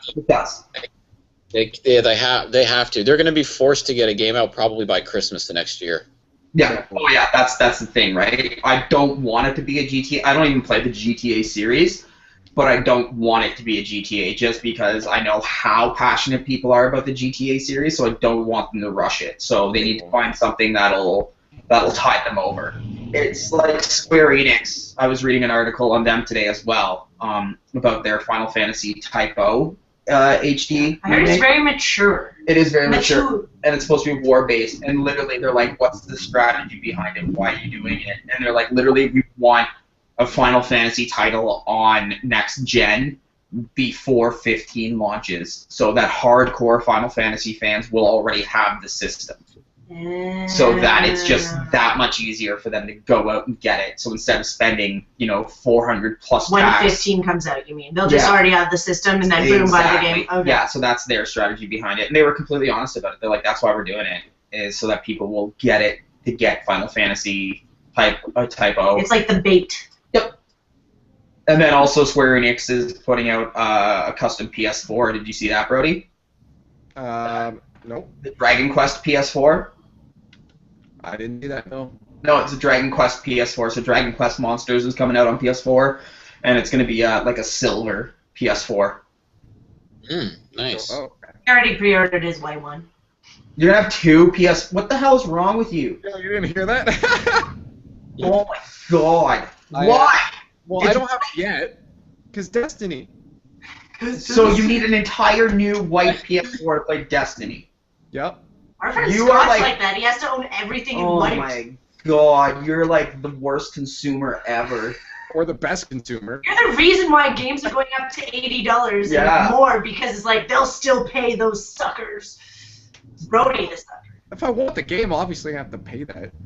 You don't have to buy a new system for it. Well, You're insane. it's limited though. Like if it was, I mean, obviously, probably in a few years you can be like, oh, people wanted it, we'll bring it back. But right now they're saying the only way you can get the white PS4 is to get it with Destiny. So it's not like I'm just buying another PS4. I'm buying a limited item. It's Marketing. What's gonna happen is people are gonna buy the PS4. This is the problem. This is guaranteed. This is what's gonna happen. People who have a PS4 are gonna buy the white bundle, okay, with Destiny, take the game out of it, and then jack up the price on Kijiji for the white PS4. That's what's gonna happen. yeah, Oh, yeah. but at least I don't have to pay $1 million for a white PS4 now. Or you already have a black one. Friggin' racist. Just spray paint it white. Yeah, exactly. I don't know. God. I like owning lots of things that are different. So, That you're never gonna use. I don't like being poor. well, here's my issue: is now I think I also have to buy an Xbox One because there's a lot of good games coming out. Yeah. But that's like a legitimate reason. You don't have one and you want to play the games, like Tomb Raider. Exactly. That's a legitimate reason. Or you can wait 4 months and then Tomb Raider's gonna come out for PS4. Yeah, but I also don't own a white PS4. That's my logic. Yeah. She's got. She needs the beer after that one. Yeah, no, I don't know. I think it would look nice to have both. Anyways, I found out 2 cool things. Like a new PS4 is coming out that's silver, and a Dragon Quest game is coming out for PS4. So that's super cool. Now, I've never played Dragon Quest. It's a Square Enix teamed up with Akira Toriyama, the guy who does Dragon Ball. He does all the character designs for it. And this one, I believe, from what I read, though, it's a Dragon Quest Monsters, so it's kind of like a Pokemon-style game. Okay. But they did have one. I believe they had one on the DS, and they also had one. They've had it on a bunch of different systems, and they've always done well. I personally have never played it. I've only played like the standalone Dragon Quest games. I've never played the Monsters one, but I've heard really good things, very good things about them. So Okay. So there's a new special edition. It's got this little, like, one of the iconic monsters is like a slime, and it's got like a slime guy that like covers your USB ports. So when they're not in use, you can just like stick the guy in and it covers it and keeps them clean. That's cool. Yeah, it's interesting. It's interesting. That's the only thing that I really had that we didn't touch on though. I'm gonna have to take a look at this. Buy that too. Yeah. If it's limited release, yeah, I'm gonna have to, I guess. That's what you make me do, Brody. I'm sorry, I forced you into alcoholism. Just yeah, so that's our news for the week. That was a lot of news. It was Well, like mostly a lot of news. 45-minute smash rant. Yeah. Yeah, it was good. We had a good bit amount to talk about. Again, it was a little slow before any E3 and Gamescom, and it took a while to pick up again. So it's Oh, I there's see a lot of stuff coming out. one quick thing I want to make a note on, just like on a personal level. We were talking about it before. I wanted to bring it up when we were talking about games we were playing. A game we would have been playing, if we could find it, is Diablo 3 for PS4. Sold out everywhere in Kitchener right now. Yeah, it's I know my my buddy was actually contacting me. Well, not my buddy, but someone I know. The Gary actually from. You don't like him that much. Well, I don't really hang out with him ever. But Gary from the Bison's Garage, he was messaging me. Who's apparently to be able to transfer your data from the PS3 though, you have to still have the game. And to transfer, you need to insert the PS3 game into the PS4, and somehow get your data from the cloud or something. You know, he said it was really stupid how it was done. Sounds incredibly stupid. That does sound. Yeah, you couldn't just upload your data to the PlayStation server and then have it there. You had to. It seems like something you wouldn't think Blizzard would do because they're not generally that dumb. Yeah, but he had me looking around and going to Games Exchange. That's why he ended up. Games Exchange isn't gonna see it for a while, dude. No, picking up a PS3 version. Oh, I see. He had sold his PS3 version because he knew he was going to get the PS4 version. I see. We do have one sitting there for you, but apparently it's like the best version of Diablo 3 out there right now. That's what people are saying. Like the reviews on it have been absolutely incredible, and as a couch co-op, it's supposed to be like unbeatable. I can't wait. Does it come with all the the patches and the? Oh yeah. Oh yeah. Yep. Okay. 100%. Because I was always told that before any the major patches, it was a pretty not good game. Diablo 3 or Diablo 3 on console? Just Diablo 3 in general. Oh well, yeah, it's Diablo. Of course, it's garbage. They went through their whole real money auction house drama, so. Yep. Yeah, that's what it was. It's been out for like 3 years now, though. Two? I think years, at least.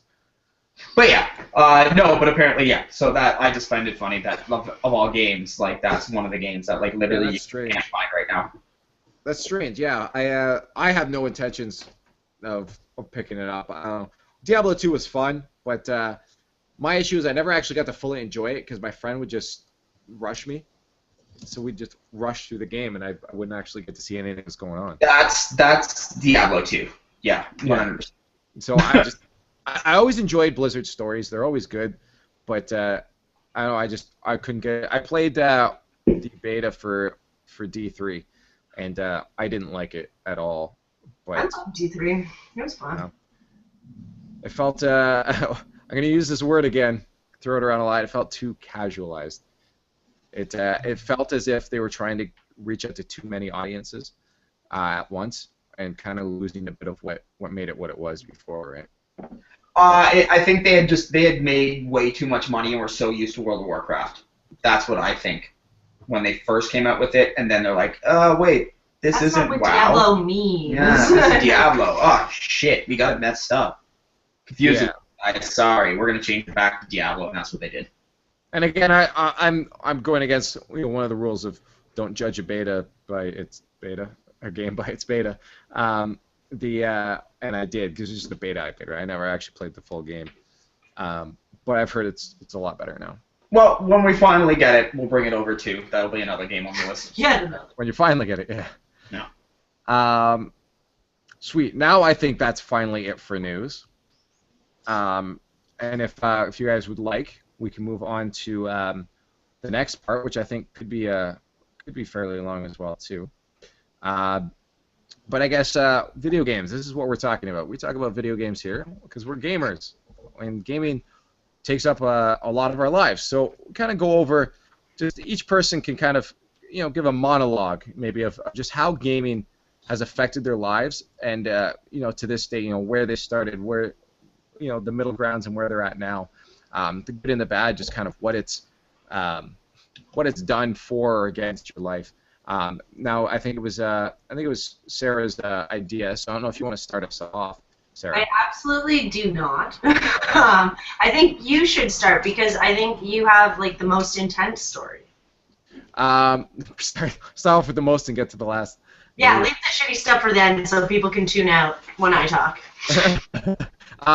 So obviously, gaming's okay. Monologue. I need to step here. Get ready.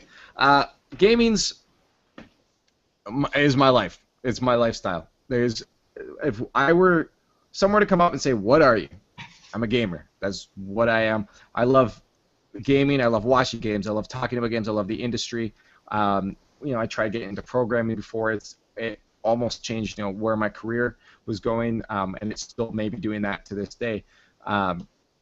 Just growing up, it was more of a casual thing for me. I do other things. I played baseball, played hockey, I biked, skateboarded, all that stuff, and gaming was the thing I did in between. I read books, and it just kind of slowly took over, became more of just what I did, gaming. And I think the big turning point was when I lived out with my dad. It was out in the country, and I had nothing else to do. Literally nothing. I had no friends out there. Going outside was pointless because I just couldn't really do it. We're out in the country. There's nothing to do. So instead of resorting to drinking and drugs, I turned to video games. And from there on, just spending that's when I actually Star Ocean. I ended up putting 80 hours into it, just in it was a few months, I think. But it was just I ended up just playing games all the time. So when I came back to the city, it was just all I really needed to do. And in a sense, it was good because it gave me my hobby and my skill set, and the things I do now are completely affected by that. And I think I'm in a good spot now. But it was also bad because I kind of lost a lot of, I didn't gain a lot of the people skills I should have gained. So thankfully, working in the bar industry, changed a lot of that for me. I was able to get my skills from that. But now gaming is everything I do. Like if I go through my week, it's Sundays. What am I doing? If I have time, I'm playing games, and then Wednesdays we got our podcast, gaming podcast that we do. We spend a few hours on that, and then the tournaments throughout Monday to Friday. I'm working out what the next tournaments should be, what I'm setting up for it, or I'm just working on logistics behind things. So I'm always trying to figure out what next thing to push Let's Play, and that's all my spare time now goes to Let's Play and figuring out how to move that forward, how to move esports forward in this area, and it's just consumed my life. Work is the only thing that I do now that's not gaming related, essentially. A lot of times, I'll even just sit there and I'll listen to just video game music, just because there's a lot of good stuff out there. But yeah, video games completely enveloped my life, and I think it's for the best because I love how big it's getting to. I just love the scene behind it. It's a lot of people that usually don't get out, and it used to be a really small community. Gamers weren't something they were mocked at.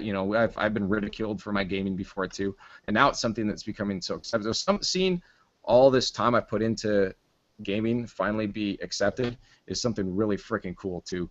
It's something that's gaming's one of the biggest industries in the world now.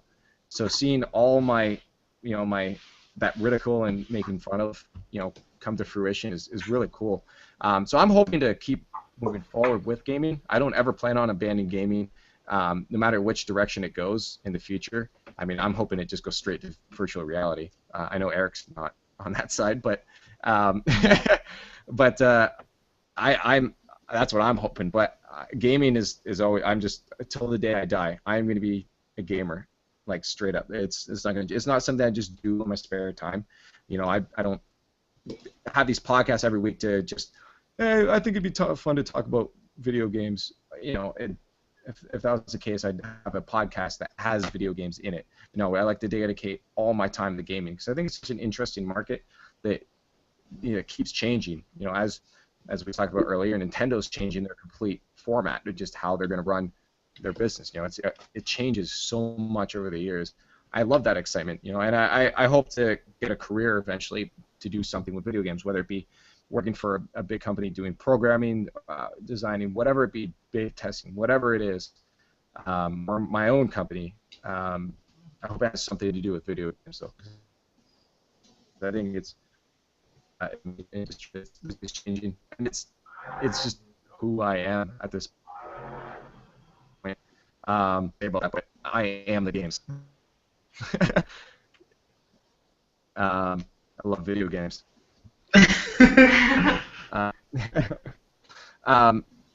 But like, yeah, so that's ever since a kid for my life, not in an addiction sense, but it just I couldn't ever leave it. It made me who I am, so I can't really abandon it at this point, you know.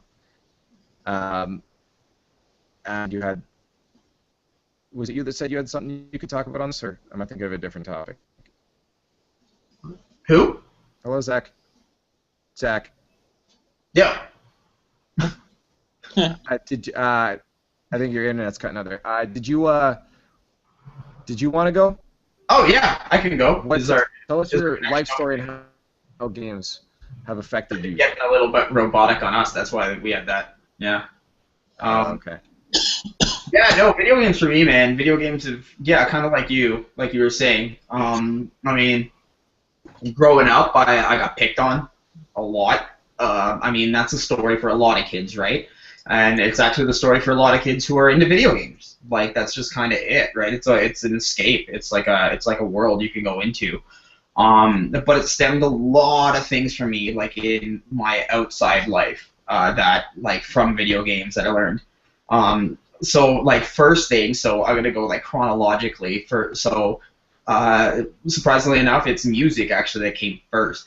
Was video games. My older sister Heather, tell this story about how when I was a kid, we had a Nintendo, and I think I was like 2 or something like that, and I would put in the Zelda game and turn on the game just to listen to the music.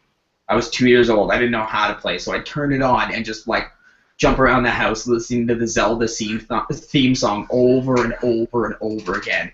And she tells the story because it used to drive her crazy. Like, it used to, and she tells that story. It's one of her favorite stories, but it's also, like, I mean, if you look at me now, like, in the things that I've done in my personal life, music's always been a huge passion of mine. Like, I love it. Like, I was in a touring band for, like, 5 years, and it's, like, I feel like, literally, like, my first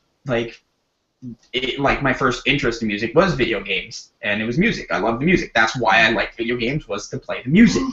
And the reason why I played video games in the first place was so I could hear different music. That was the whole thing. And I'd move like from like stage to stage to hear the different music in it. Yeah. And it's like music became my life. Like the only thing for me in my personal life right now that contends with video games is music. That's the only thing. And video games more so. For me, video games right now are more easily accessible to music, simply because now I'm no longer playing music. I'm a retired rock star, I like to say. But I don't do that anymore. But yeah, so it was music. And it was just creativity from there on. So, like, drawing. So, like, I'm a graphic designer. That's what I do now. Like, that's my thing, is I'm a graphic designer. And it all stemmed from drawing video game characters. I remember, like, when people started taking notice of my drawing capabilities. I was super young, and I was drawing Mega Man. Like, when I was a kid, I used to draw pictures of Mega Man. Like, I would sit down, I would just have, like, the video game manuals that you'd get with the, like, you know, the different games, and, like, looking through it for the cool pictures in it and trying to recreate it. And hours on end I would do that drawing. And in fact, I was showing Sarah, too, and even, like, I started doing, like, fan art and stuff. And I'm going to put an image, like a link in the chat.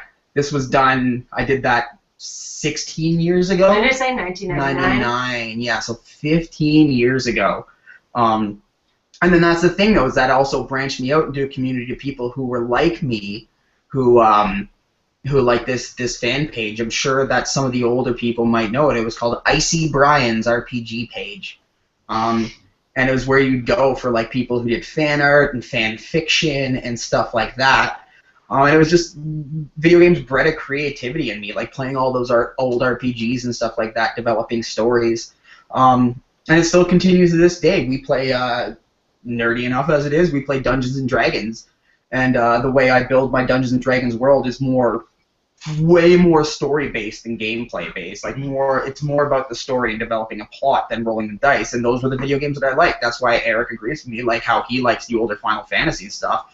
It's about the story. Like that's what it was. It was the story that enveloped you. I remember like my grandmother growing up. I grew up with my grandma, and she'd watch all these soap operas, and I'd never get it. But it was the story. Like, you know, as cheesy as they were, that's what it was. Like, you want to know what happens next. Where like the games I used to have been used to growing up at first were like Mario. You go from stage to stage. There's no story other than your princess is in a different castle. Get the fuck out. You know, but then you develop, like, finding like video games that had like stories in them. That's what they were about. It was all about the story. And I wanted to do that. I wanted to create my own story and stuff like that. And so writing fan fictions, running D&D campaigns, like creating stuff like that. And it's all, yeah. And then, like, even beyond that, it was something, video games are something that I've always been relatively good at. So in my circle of friends, like, you know, playing Street Fighter, being, like, the best Street Fighter player out of my friends. Like, they all loved that. We'd sit down and play games together. Remember in grade 9, like, Smash Brothers for N64, that's what we did. After school, in grade 9, like, almost every day, my buddy Mike McNeil, his parents didn't get home till 6. He had an N64 with 4 controllers and Smash Brothers. So we'd get off the bus. We'd all take the same bus to his house, get off, and we're like, we got like 2.5 hours of solid like Smash Brothers playing, and then we can go home and be home for dinner and be out of the house before his parents get home. And that's what we did like every day, and we loved it. And it's like, to this day, that's what we still do. We're still doing Smash Brothers every Thursday. We're still doing, you know, tournaments every second month. Like, you know, like it's something that it's just common ground. Like instantly, like when you meet somebody, it's like kind of like, again, like music. When you meet somebody who loves the same video games as you, there's an instant kinship.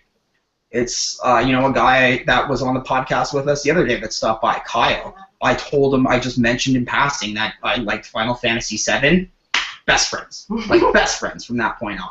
Just because video games have that. It's like, video games are so unique and so sprawling that they, like, you know, they, like, each person, it doesn't matter who you are. You could be a big jacked bro or some little nerdy Asian kid, and it's like you're gonna like video games, and you're gonna like different video games for different reasons. But like it's like, I don't know, so it's become a social thing, right? Like, yeah, like I dedicate a lot of time to video games, like a lot of time for it, because it's what I do, it's what I enjoy. The difference with me and a lot of people too is like, yeah, you always get that critique. It's like, oh, all you do is play video games. Don't you do anything else? And it's like, video games for me is a replacement for television. I don't watch a lot of TV. I play video games. So when people are usually sitting down, they watch TV for 2 or 3 hours a night before they go to bed or whatever. That's my video game time. That's as much time as I dedicate to it. It's what I do. If I don't get to play video games for like an extended period of time, I get bummed out. I'm like, I just literally just want to go home and sit down and play whatever game I'm currently playing at that time. It's like my own personal time. And yeah, and it's like, it can be your own personal time. It can be like a social thing. It's, yeah, I don't know where I'd be without video games. Like, it's even opened me up to whole cultures, like, you know, like Japanese culture, because of the whole JRPGs and stuff. It's like, well, like, why are these games so different than the ones that we normally play? And like getting into that culture and stuff, and like, you know, like, yeah, it's just, I don't know. It's just like they broaden your horizons. That's the big thing, is that a lot can stem from just something simple like a video game. Like you said, you want to be a video game, like, you know, you want to do something in video games.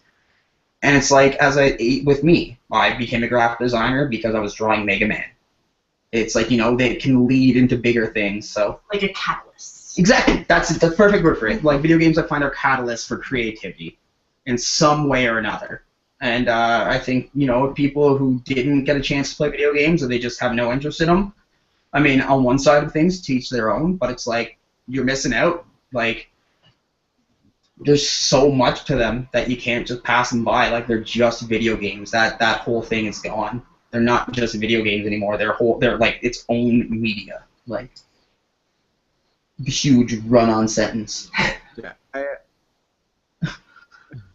Yeah, a couple things off there. Like, it's cool to see, you know, some get it. I was not forced to it. It was I probably would have gotten into gaming as much as I do. And you were because of a completely different faucet. It was because music pulled you into it. And a point on your little speech too was about community as well too. I think gaming. Obviously, you're gonna get people yelling about your mom and how she's fat and stuff on Xbox Live and that. But I think gaming communities are some of the most accepting communities because, as you said, as soon as you tell someone like, I like this game, me too, there's that instant kinship, as you say. It's just instant bond about. And I think it comes from the fact that you used to be smaller. It's like, oh, you game too? Yeah, me too. And it's not something that was as common. But I find that just in general, gaming community is so accepting because it's like, yeah, why would we tell another gamer to go away? I want to talk about video games and play video games with them, right? It's obviously, again, you're going to get, as the groups get bigger, you're going to get your bad apples, Well, and that's what I was going to say. That's the whole problem now with it being so easily accessible is that there's a lot of, again, with anything, there's a lot of elitists. So it's like, oh, you play on PS4? What's wrong with you? It's like, oh, you play on Xbox 360? You're an idiot. Like, it's that stuff. It's like fuck off. I don't know. I don't think it's a new thing. Like, sorry to interrupt, but maybe it's because you're white males, but I don't think it's a new thing that haters have been recently introduced. Like, that's absolutely inaccurate. But people being pig-headed about, like, women playing video games, that's just always been fucking... Man, honestly, when I was a kid, like, people who got mad at girls playing video games, I was always like, you're an idiot. Like, this is the girl who likes the same things as us. That's perfect. Like, you know what I mean? Like, that never made sense to me, that whole, like, hating on girls for playing video games. I just want to make it clear that it's not a new thing. No, but, yeah, I know what I'm getting at those. In the end, you're going to be accepted. Yeah, there's going to be dicks online when they don't have to confront anyone. That's going to happen. Like, you're as tough as you want to be when you're hiding behind a computer screen. Yeah, it's the whole thing of give a man a mask and he shows his true face. Mm-hmm. But I think you're gonna get that in any group. But I think at the end, we're a bunch of gamers sitting around talking about games right now. Where that's how really we met. All of us. But Eric, we know him because of games. You two know because the game nights, and everyone accepted in person. Everyone's accepting everyone, and I think the people you meet in person are usually the people that aren't online yelling at each other's moms and calling each other. That's very true because they're willing to get off their couch and not hide behind the screen. That they're willing to especially in something that's a competitive nature, right? They feel like they have something that they're good at, so. And if you notice with the Let's Play tournaments, I'm not going to say any names, but anytime there has been a shitty person out, they come out once and that's it. That's it. We don't see them again. We never see them again. Like, that's the thing, is that if you're a shitty human being, you usually don't come out and you don't want to come out again because it's like, wow, these people are so accepting. And it's like, it's a double-edged sword, right? Because if you're not accepting of, like, everybody else that's there, we're going to make sure that you feel uncomfortable because you're being an asshole. Mm-hmm. You know what I mean? So it's like... They do it to themselves, though, just...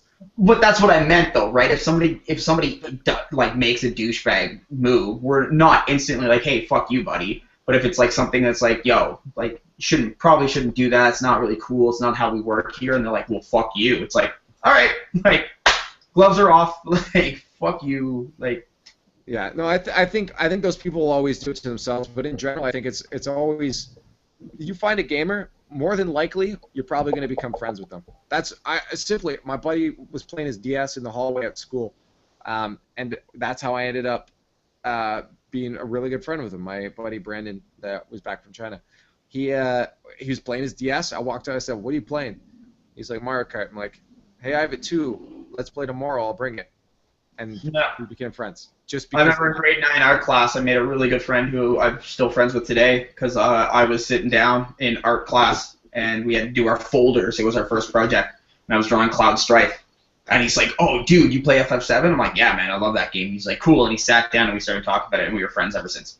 Yeah, and that's what I say. I think, of course, you're gonna get those dicks online where you don't have to see them, but those aren't the people that you see and meet in real life a lot of times that are gonna be a part of your group. So I think in general, it's say at least for the people that get out, it's a good accepting community. There's been times where I've seen someone that, had no social skills at all, and was awkward, but people would still hang out and be like, hey, come with us and play this game with us, and that person eventually can get those skills because they have something in common now. They're willing to open up.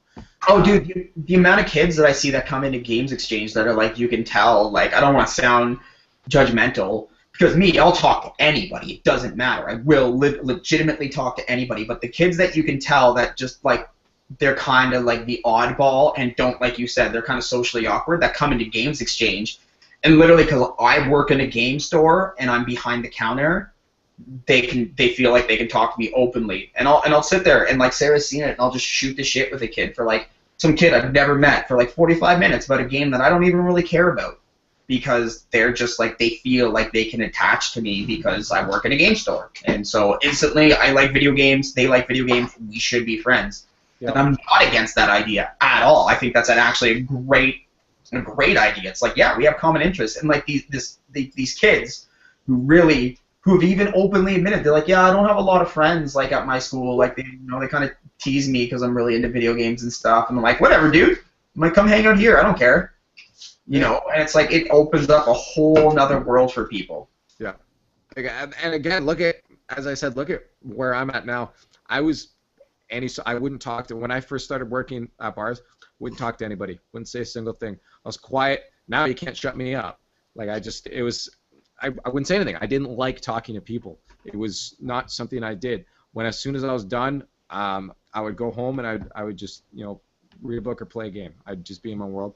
Didn't talk to people ever. But now it's completely changed. I think it's, again, a lot of it has to do with because, I found those friends in high school that I could play games with and start to talk to. Again, a lot of it is attributed to working in the bar and getting those social skills, but a lot of it has to do with, again, just saying to this guy, hey, can we play tomorrow? And they're like, yeah, meeting a friend off that. So I think it helps pull these kids that don't have friends. Eventually they'll get friends. It'll take time, but the fact that it's such an accepting group is going to help them, and that's what I like. So yeah, I've always liked the passion and community behind games and gaming industry in general. It's just such a passionate group of people. Eric, what's your story? Mine's semi similar to Zach's in a little quainty type way. I actually started playing video games when I was very young. I had my first Nintendo the year that it came out. Or not the year that it came out. Well, yeah, no, 88? Something like that. I want to say 87 or 88. 7 or 88, yeah. I was 5 or 6 years old, playing Mario and Duck Hunt and stuff like that. And I was just hooked from the moment I played because it was just such a new experience, It was just so new. I mean, there were the pseudo video gamers that played the Atari 2600 and the 5200, and had the Commodore, and they had but they weren't really. There was no gaming. Like the NES was the first mainstream gaming system that every kid wanted to have, and I played with my dad. I remember playing Dragon Warrior with my dad that first Christmas. Playing the first Final Fantasy that following year, just becoming attached to the realm of something. It was just so amazing to me that somebody could program into a computer all this stuff and make this story and characters, and it was just fascinating to me as a child. So I really gravitated to it. And as things progressed and moved along or whatever, I went from Nintendo to Sega before I went to Super Nintendo. I had a Sega Genesis for a year before I picked up a Super Nintendo as well. And then you mix in Game Boy and Game Gear and Sega Nomad and all that other nonsense in between. It just exponentially grew and grew and grew, and my love kind of really grew. And I hit a plateau, and that was when Final Fantasy VII came out for PlayStation. That was the first game that and I didn't even actually purchase it right away because I had remembered playing, all the other Final Fantasies, Nintendo, Super Nintendo, and stuff like that, and really being engrossed by them and being captivated by their story for how simplistic you could be on those systems. They kind of took it to another level. And when 7 came out, 7 was the first game where, and it's kind of like how Zach had mentioned before, it was like I felt like I was watching a movie that I was playing. So I would go to sleep at night and just be so anxious because I wanted to play more that next day. It's like watching 10 minutes of a movie and then turning it off. It's just like how someone is with their favorite TV series, and you can't wait until next week for the new episode to come on. So I just remember being so captivated by that feeling of what's going to happen next. I can't wait to get home from school and run to my friend's house and play. And that was a big thing at the time too. Was I actually was playing through Final Fantasy VII with my best friend at the time. So you kind of you have that bond with that person, and you're experiencing the same things that are going on and the same feelings, and just the whole Aerith death and all that stuff being in a video game at that point in my life when I was 14 years old, 15 years old. It just changed the game for me. So what had happened was after that whole, that was such a prevalent and important part of my life. My parents got divorced right around that time as well, so I spent a lot of time going back and forth between my mom's and my dad's, and a video game system kind of always came with me. And there was a point where I kind of dropped off, where I was more focused on hockey. I played a lot of hockey competitively growing up, and things kind of got in the way. And then, just like with Zach, I started dabbling in music, and I started playing guitar when I was like 17 years old, and it just kind of grew with me and grew with me and grew with me. And then a band that I was in 2005 got signed to a 2 record deal contract, and we started touring. I toured for probably from 2005 to 2009, and it's funny because the band that I was in was hardcore melodic. We had very. What band were you in? Seriously, like what it's the band same were you time and same genre. Folly. Oh my God! I know your band. Yeah, 100%. Yeah, we were like ska-core, but we had really a lot of melodic stuff. We were a very unique band for the time, and I also did vocals for a band called Anaerabe, who I filled in for them for a little bit, and then I had another side project with some of the guys from My Bitter End. Mm-hmm. I know them. Yep. Yeah, that I did a little tour with them as well. So anyway, at that time, Nintendo Core had just kind of come out onto the scene.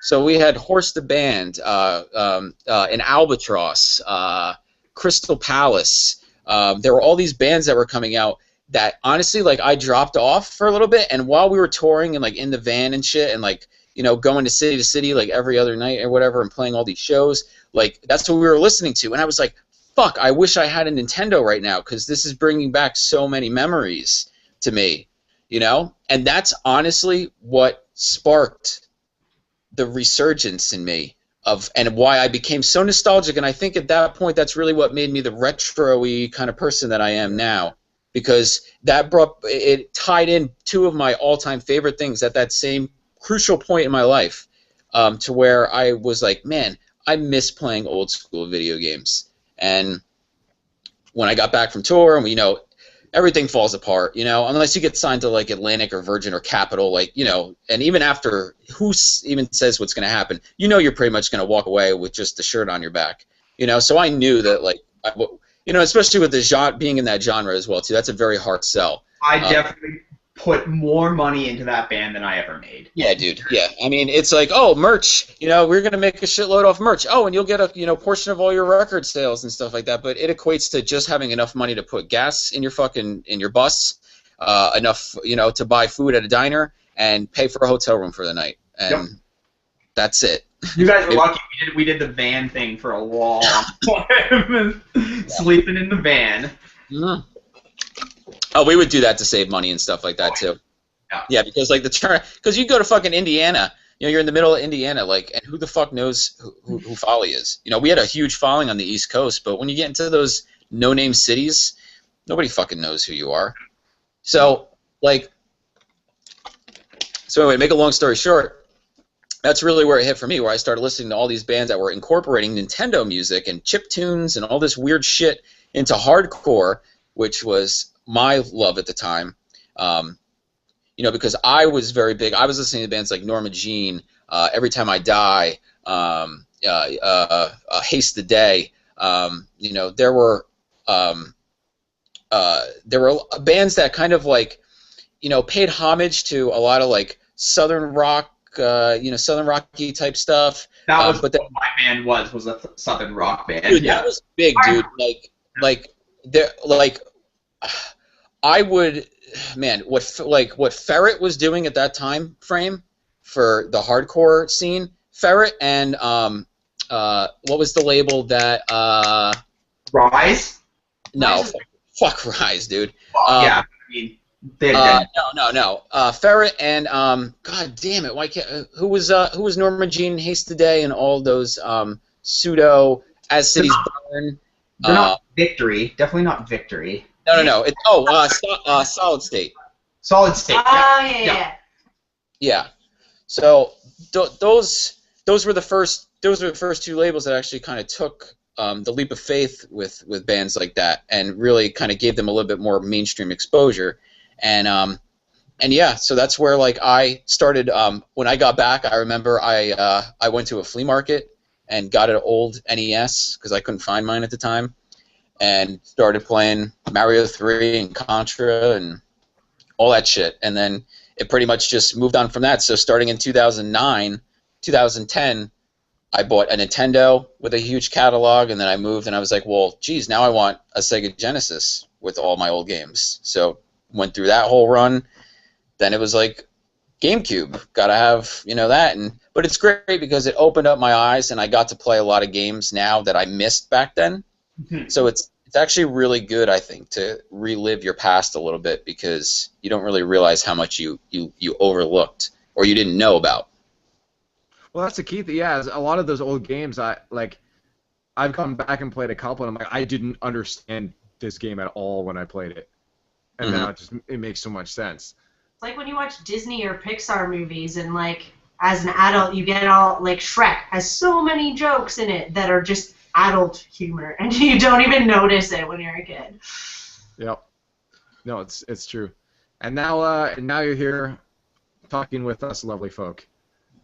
Right. So funny how never coincided, but very similar stories. Because we're getting so personal. Isn't that weird? What was the name of the band that you were in? I gotta check. I was in a band called The Courtship. The Courtship? The Courtship, yeah. You guys, did you ever go down to? We only went, like, we only did like upstate New York. That was the farthest we ever got, because we were a Canadian band. So as a Canadian band, breaking into the American scene, it's really hard. Super hard. In Southern Ontario, Sarah will vouch for me, though she doesn't like to do it. We were pretty friggin' big. I didn't like him when he was in his band. The only Canadian band that and this is the God's honest truth, and you might not even know who they are, but the only Canadian, like, pseudo post-hardcore band that I ever liked was Beloved. Oh, dude! Beloved's one of my favorite bands, man. Kissing Goodbye is like... Nobody knows who they are. Nobody remembers them. It's a shame. Dude, that EP was like, oh my god, dude. Like, I remember seeing them. It was them opening for Every Time I Die and Poison the Well. and me What a just good lineup. losing my mind. That's a sick lineup. Yeah, Yeah. Poison the Ball is one of my all-time favorites. My all-time favorite band though is Dillinger's Escape Plan. Dillinger's key. See, they were too tech at the time for me. That's the beauty of it is the tech way. Like Dillinger, and Botch is also one of Botch is good. I like Botch, yeah, for sure. I like Dillinger now. At the time when they were weird now. Yeah. Dillinger's definitely weird. When they lost Penny, when Chris Penny left to go play with Coheed and Cambria, they changed a lot. Mm-hmm. We should have a separate music podcast. Yes. Yeah, I could be down with that. Yeah, I know. Sure, right? Like 2004 to 2009, post-hardcore era. Only that music. Cool. All the bands that came up and just fizzled out right away. If it wasn't for video games, you guys wouldn't be having this conversation right now. Well, and it's true, and that's the thing, that, but it's like people who are into similar things flock to similar other things, right? You know how many gamers that I know that are into like the same kind of video games, like RPGs and stuff, that are into the same kind of music too. And it's art and it's everything. like it's weird. It's like it's got to be something DNA or something, or like some genetics thing. It's like certain people flock to certain things. And like, then other people flock to sports and reality TV, and we ignore them. Just kidding. Sports is okay. All the cool people stick to the gaming kind of stuff. But like that's the thing though, right? It's like, but even gaming now, like we were talking, it's so vast, right? It's so different. Like I have buddies who are into like hip hop music that play nothing but like Gears and Halo and stuff, Or you have your NHL and your Madden people who are tend to be into way different interests as well. Yeah, but I it's funny. played those games. I played Madden 15 all day today. Well, you're a little bit of an anomaly. You like a lot of things. But just generally speaking, not to generalize people, but generally speaking though, like a lot of people that I find that are into like, the Final Fantasies, the RPGs and stuff, are into stuff like, like hardcore, post-hardcore, like emo, stuff like that. Like it's I don't know, like it kind of comes with the territory.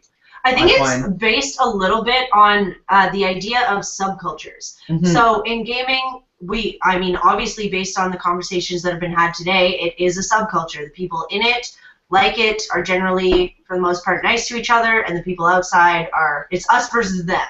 Mm-hmm. Same goes with hardcore music, and same goes with any subculture. So I think it's that subcultures are related to each other, and there's overlap. Yeah, it's like look at the Let's Play crew. Like if you look at like the people who hang out on Thursdays and stuff, it's like myself, Sarah, Half of Alex. them are beardy with like gauged ears. Yeah, and shit. Alex, Adam, like all those crew. Like you can tell we're all into similar stuff, and we've all flocked together. That's literally majority of it. You know what I mean? And then there's the odd guy like Siler who's into like hip hop and stuff, and we don't judge or anything, but it's like. But still, like, the majority is into a majority of a similar thing that is outside of It's like a games. Correlation between subcultures. Exactly, That's what it is. That's what I was trying to say, right? So I just find it funny when you see things like that. It's absolutely hilarious. Mm-hmm. Gotta be some sort of crazy alien plan. Zach, We're all did over it, so. did you sing, by the way? Yeah, I was the vocalist, yeah. Okay, I found a video. Which You have to one? share that with me after. Take her easy. Yeah. In which city though? They I don't Kempo? know. You look like the guy from Lost, though. Really bad. You always get that. I get that a lot. Yeah. Ottawa? No? Hair. In Ottawa? Okay. Yeah, this is a show that you played in your hometown. Yeah. CD really? That was probably a bad one. Yeah. All right, I want to see this video afterwards too, so we're gonna watch it together in the YouTube thing. All right. Well, let's wrap this up because it's been 2 hours. Yeah, we first. We have Sarah's story. Zach, can I'm gonna share in the showcase your picture you drew. Yeah, do it. This was done What a literally more than 15 years ago. His art's gotten a lot better. No, but this was the thing. This was the first time that I was ever did anything, and like I shared it with the public. I got published on the internet. Like this is 15 years ago. I was in grade 8, I think. Mm-hmm. Yeah, A while ago. a long time ago. Like, but that's the thing, right? It's like it just like I drew. Like that was the thing. I was grade 8. Like Mm-hmm. yeah, it was fun. Like that's the thing, right? Bred creativity. That was the whole thing. Yeah, Mhm. I was a catalyst. All right, Yosuar, we need your story. It is by far the most boring and least passionate of them all. Hey, as long as you're in it and you're sharing our passion now, that's all that matters. Yeah, if you're in it to win it, that's all that matters. I don't know. I always thought, like, since the day you suggested I could come on here, because I was making fun of you. I was like, yo, you have no ladies. It's a sausage fest. Like, what's the deal with your Gamers Roundtable?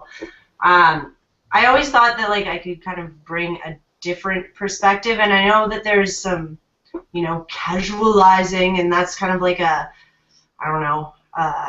Negative connotation. It's a loaded term, is what I would say it is. Hey, casual games can be good. I use it a lot of times in a negative connotation. Yeah. And most people do, and so I naturally get defensive, and part of my story relates to why that is. But I don't. Like you said, if someone were to ask me, "What are you?" I would not first respond with, "I'm a gamer."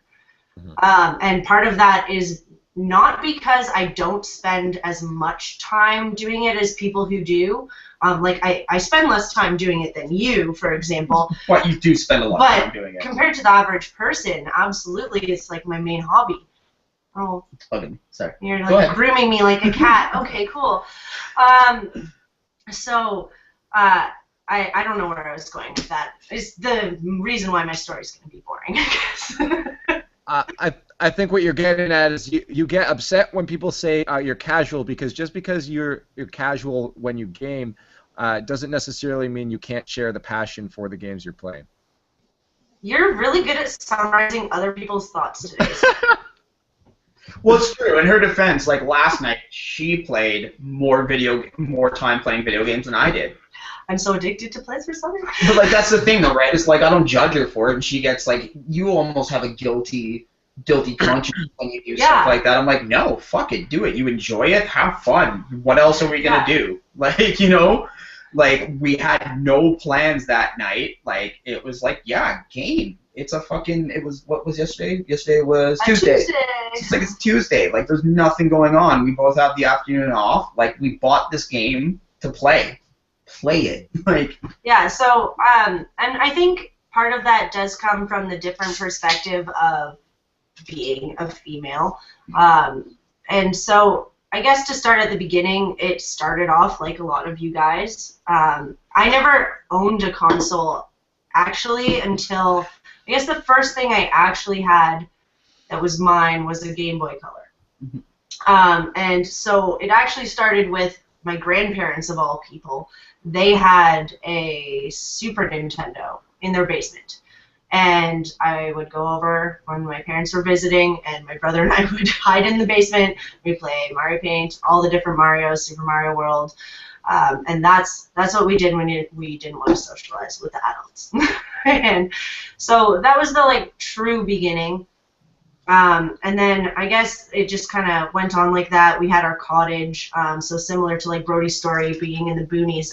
Most of my summers I spent at the cottage, and the Super Nintendo that my grandparents had followed us there. And so again, my brother and I would sit and we would segregate ourselves from the adults and play games. So that was like the early years. But where it really started, I guess, getting serious would be right before, I guess, high school. 2001, when there was we got a PS2 in my house, and I got Final Fantasy X.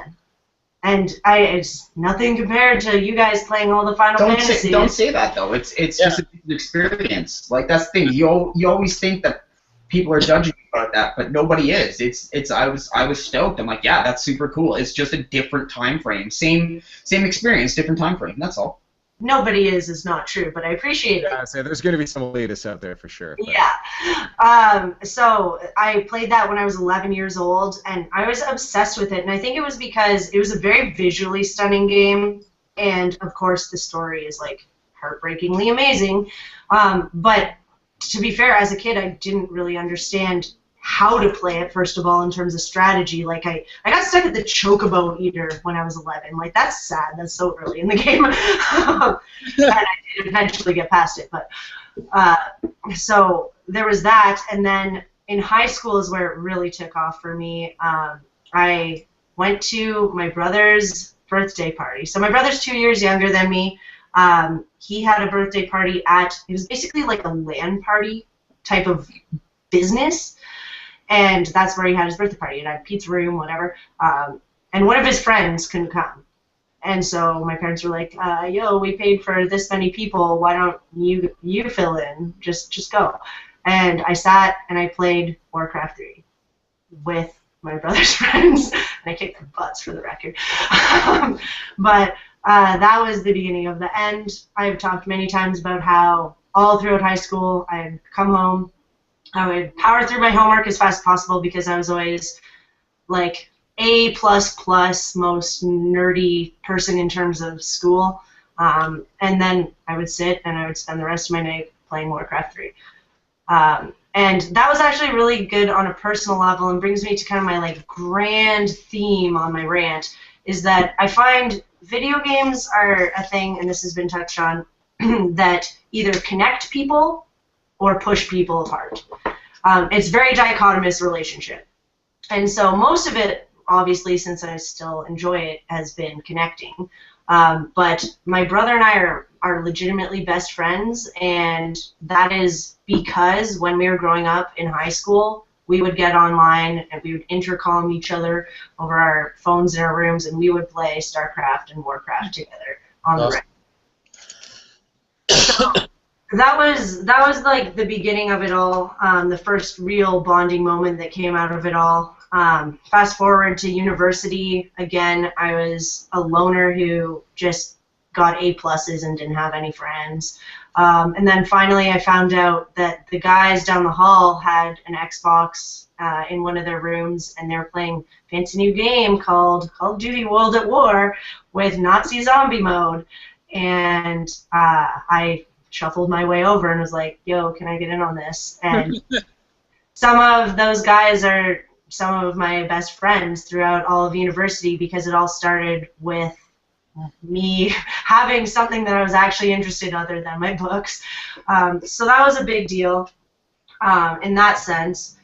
And then we fast forward a little bit further, and another key milestone would be that when we started dating, actually, I was living in Mississauga, so outside of Toronto, and Zach was living in our hometown of Ottawa.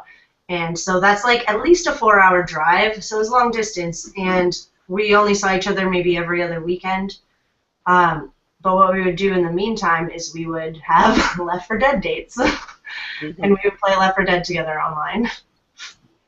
And then there was, Left 4 Dead dates. Yep. We would kill zombies. Pretty tight, actually. Like hours on end. Yeah. Yeah. And then there was that time you came over and I threw my Super Nintendo controller. Oh my god. The first time I played Mario Brothers 3 with her on Super Nintendo, she literally threw her controller at her screen. It wasn't my TV, so I wasn't worried about breaking it. It was ridiculous. I was just like, wow. Now with Sarah, like with her gaming, she hates losing. That's why she doesn't play Smash Brothers. Is that with Sarah, if she's not good at something like right away with a game, she doesn't play it. She's not like us, Brody, where like if we're not good at something, like we'll work up till we are. With her, she's like, nah, I'm not that good. I'm not gonna bother. And I'm again generalizing, but not saying it's true for everything. I've noticed just generally a lot of girls tend to do that, because I know it happened with my girlfriend too. She'll play Call of Duty, and she can't win right away. She gets angry. Or I have another friend who she would play Borderlands, and just as soon as she wasn't doing good, she would just get so I've never seen anyone rage harder than her. Don't mess with ladies. Like games that she's good at, she'll play for hours on end. Like Mario Kart, if we're like, yo, let's play Mario Kart 8, she's like, yeah, cool, let's do this. Mario Party, I'm the queen of Mario Party, I'm sorry. But like that's the thing though, but like games like, yeah, like Smash Brothers, and she's better than she lets on, but she doesn't try to get any better because she's like, no, I'm not that good to begin with. Mm-hmm. If I can beat her, she won't play. The only game Street Fighter. the only game that I've seen her actually, just because she's so dedicated to it, that she actually plays, where she wasn't that good to begin with, but really wanted to get good, has been Street Fighter. That's it.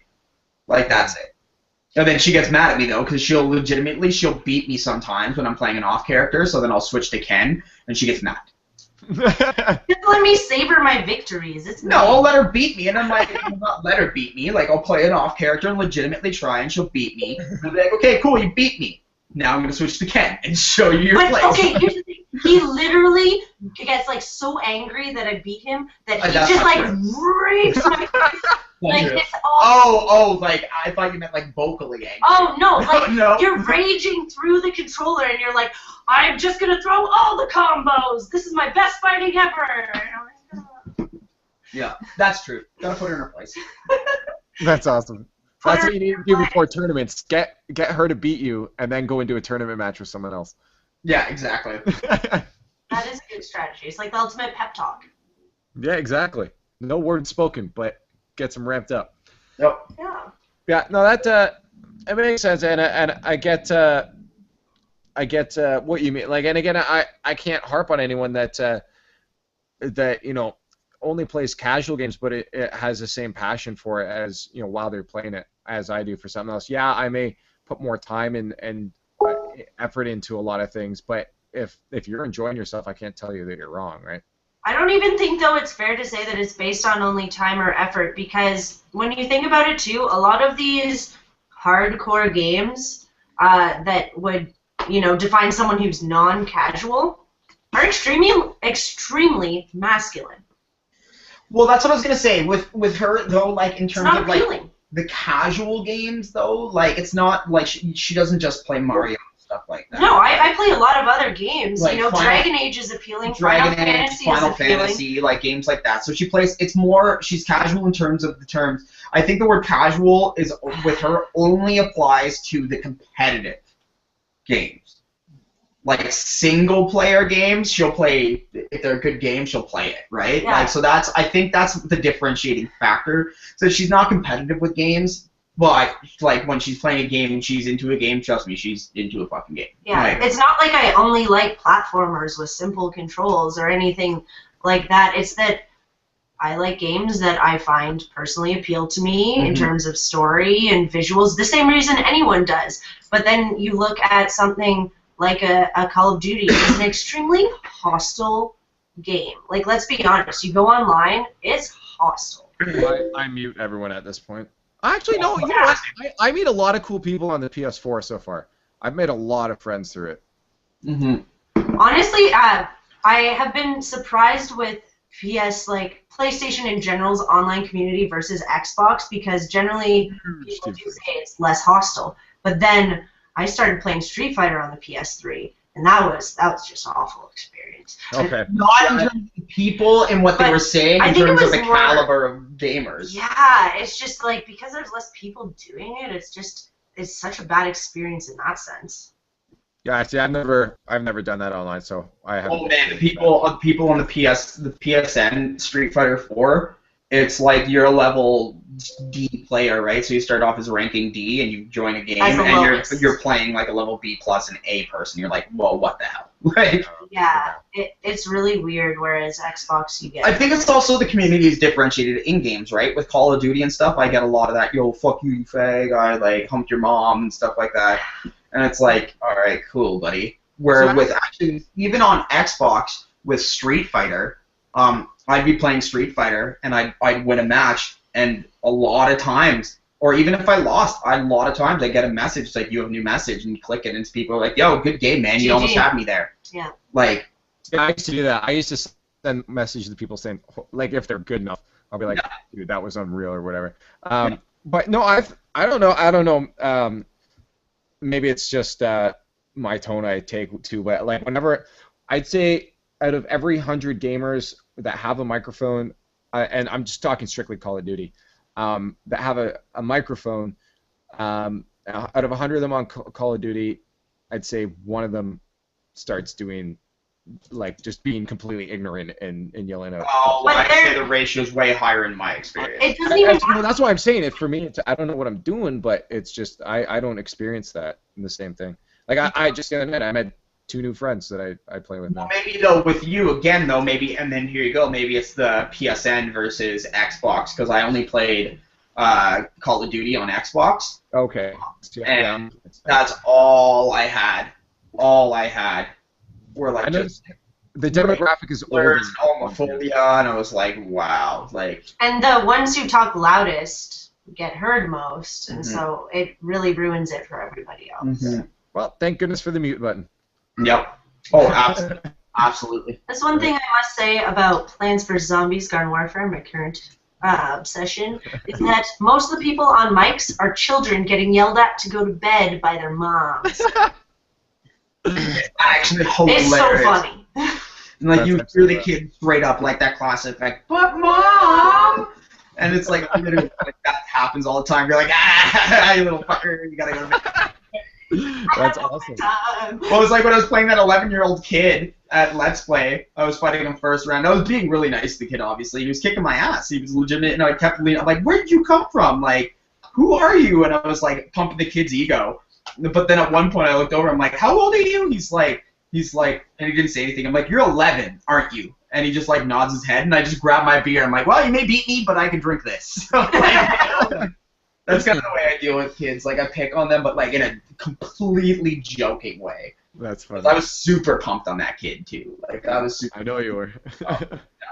Yeah. But yeah, I'm again with I think as long as you're having fun, I can't say you're doing it wrong. And that's what comes down to it. As long as you're having fun and you're not at the expense of somebody else's fun. Yeah, that's what I was gonna say. Is as long as you're not ruining someone else's time, right? I want to tell like one more little story on the flip side of things because my moral of the story was how it can connect people but also push people apart.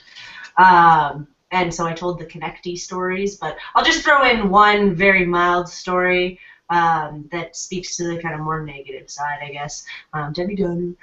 But I had my interview for the job I currently have, and I remember going through the interview. It was going really well, and it's a very small company, so they're very interested in how you'll mesh with the people who currently work there, so culture. And they're asking a lot of personal questions.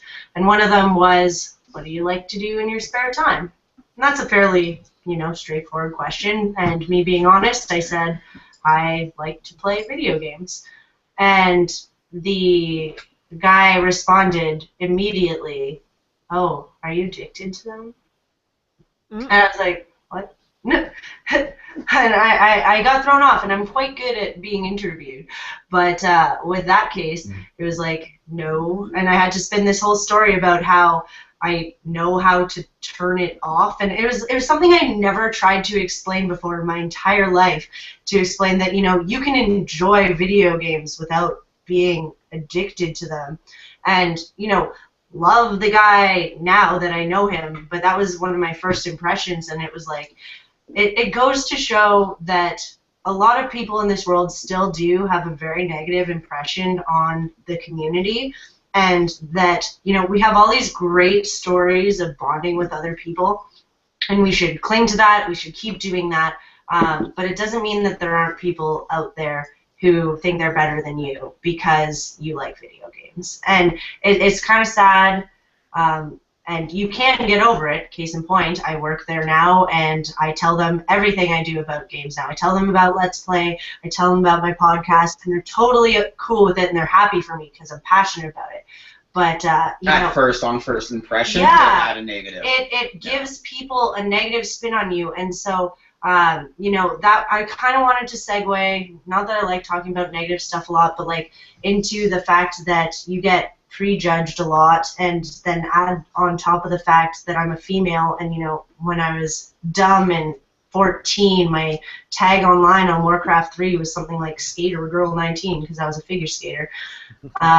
And so people instantly knew I was a girl, and it was either send nudes or you're fat and ugly, get out of here. It's so dichotomous. It's sexualized or it's harassment. And so, like, there is a negative side to it, and I don't want to harp on it, but it does need to be acknowledged. Again, as I said, a lot of those people are the people that you're never going to see away from their computers anyways. And that's totally fair, but it doesn't make it any less hurtful and personal to the person who's experiencing it. And I think, this whole thing about me like, oh, I'm casual, this is not fun. I'm being preemptively defensive because of what I've experienced. But at the same time, on the flip side, I'm sure, Brody, you probably, I don't know if you've experienced this. I've experienced this multiple times, but you get called, like I got called, I'm not going to use certain words on here, but I get, you get called, like, homosexual slurs all the time. I've actually been called straight up, like, the N-word.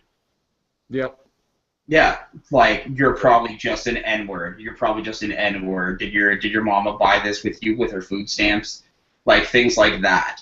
This is like a common problem, though, in the industry is that, I'm going to get argumentative with you guys because you're all guys, but is that the common male response is either, oh, we deal with it too, or, oh, your skin isn't thick enough. And it just dismisses it instead of acknowledges that it's a problem. No. That's, you took it that way instantly.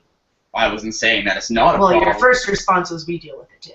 No, I was trying to sympathize and say that we have the same situation. I don't know if it is the same, though. Okay.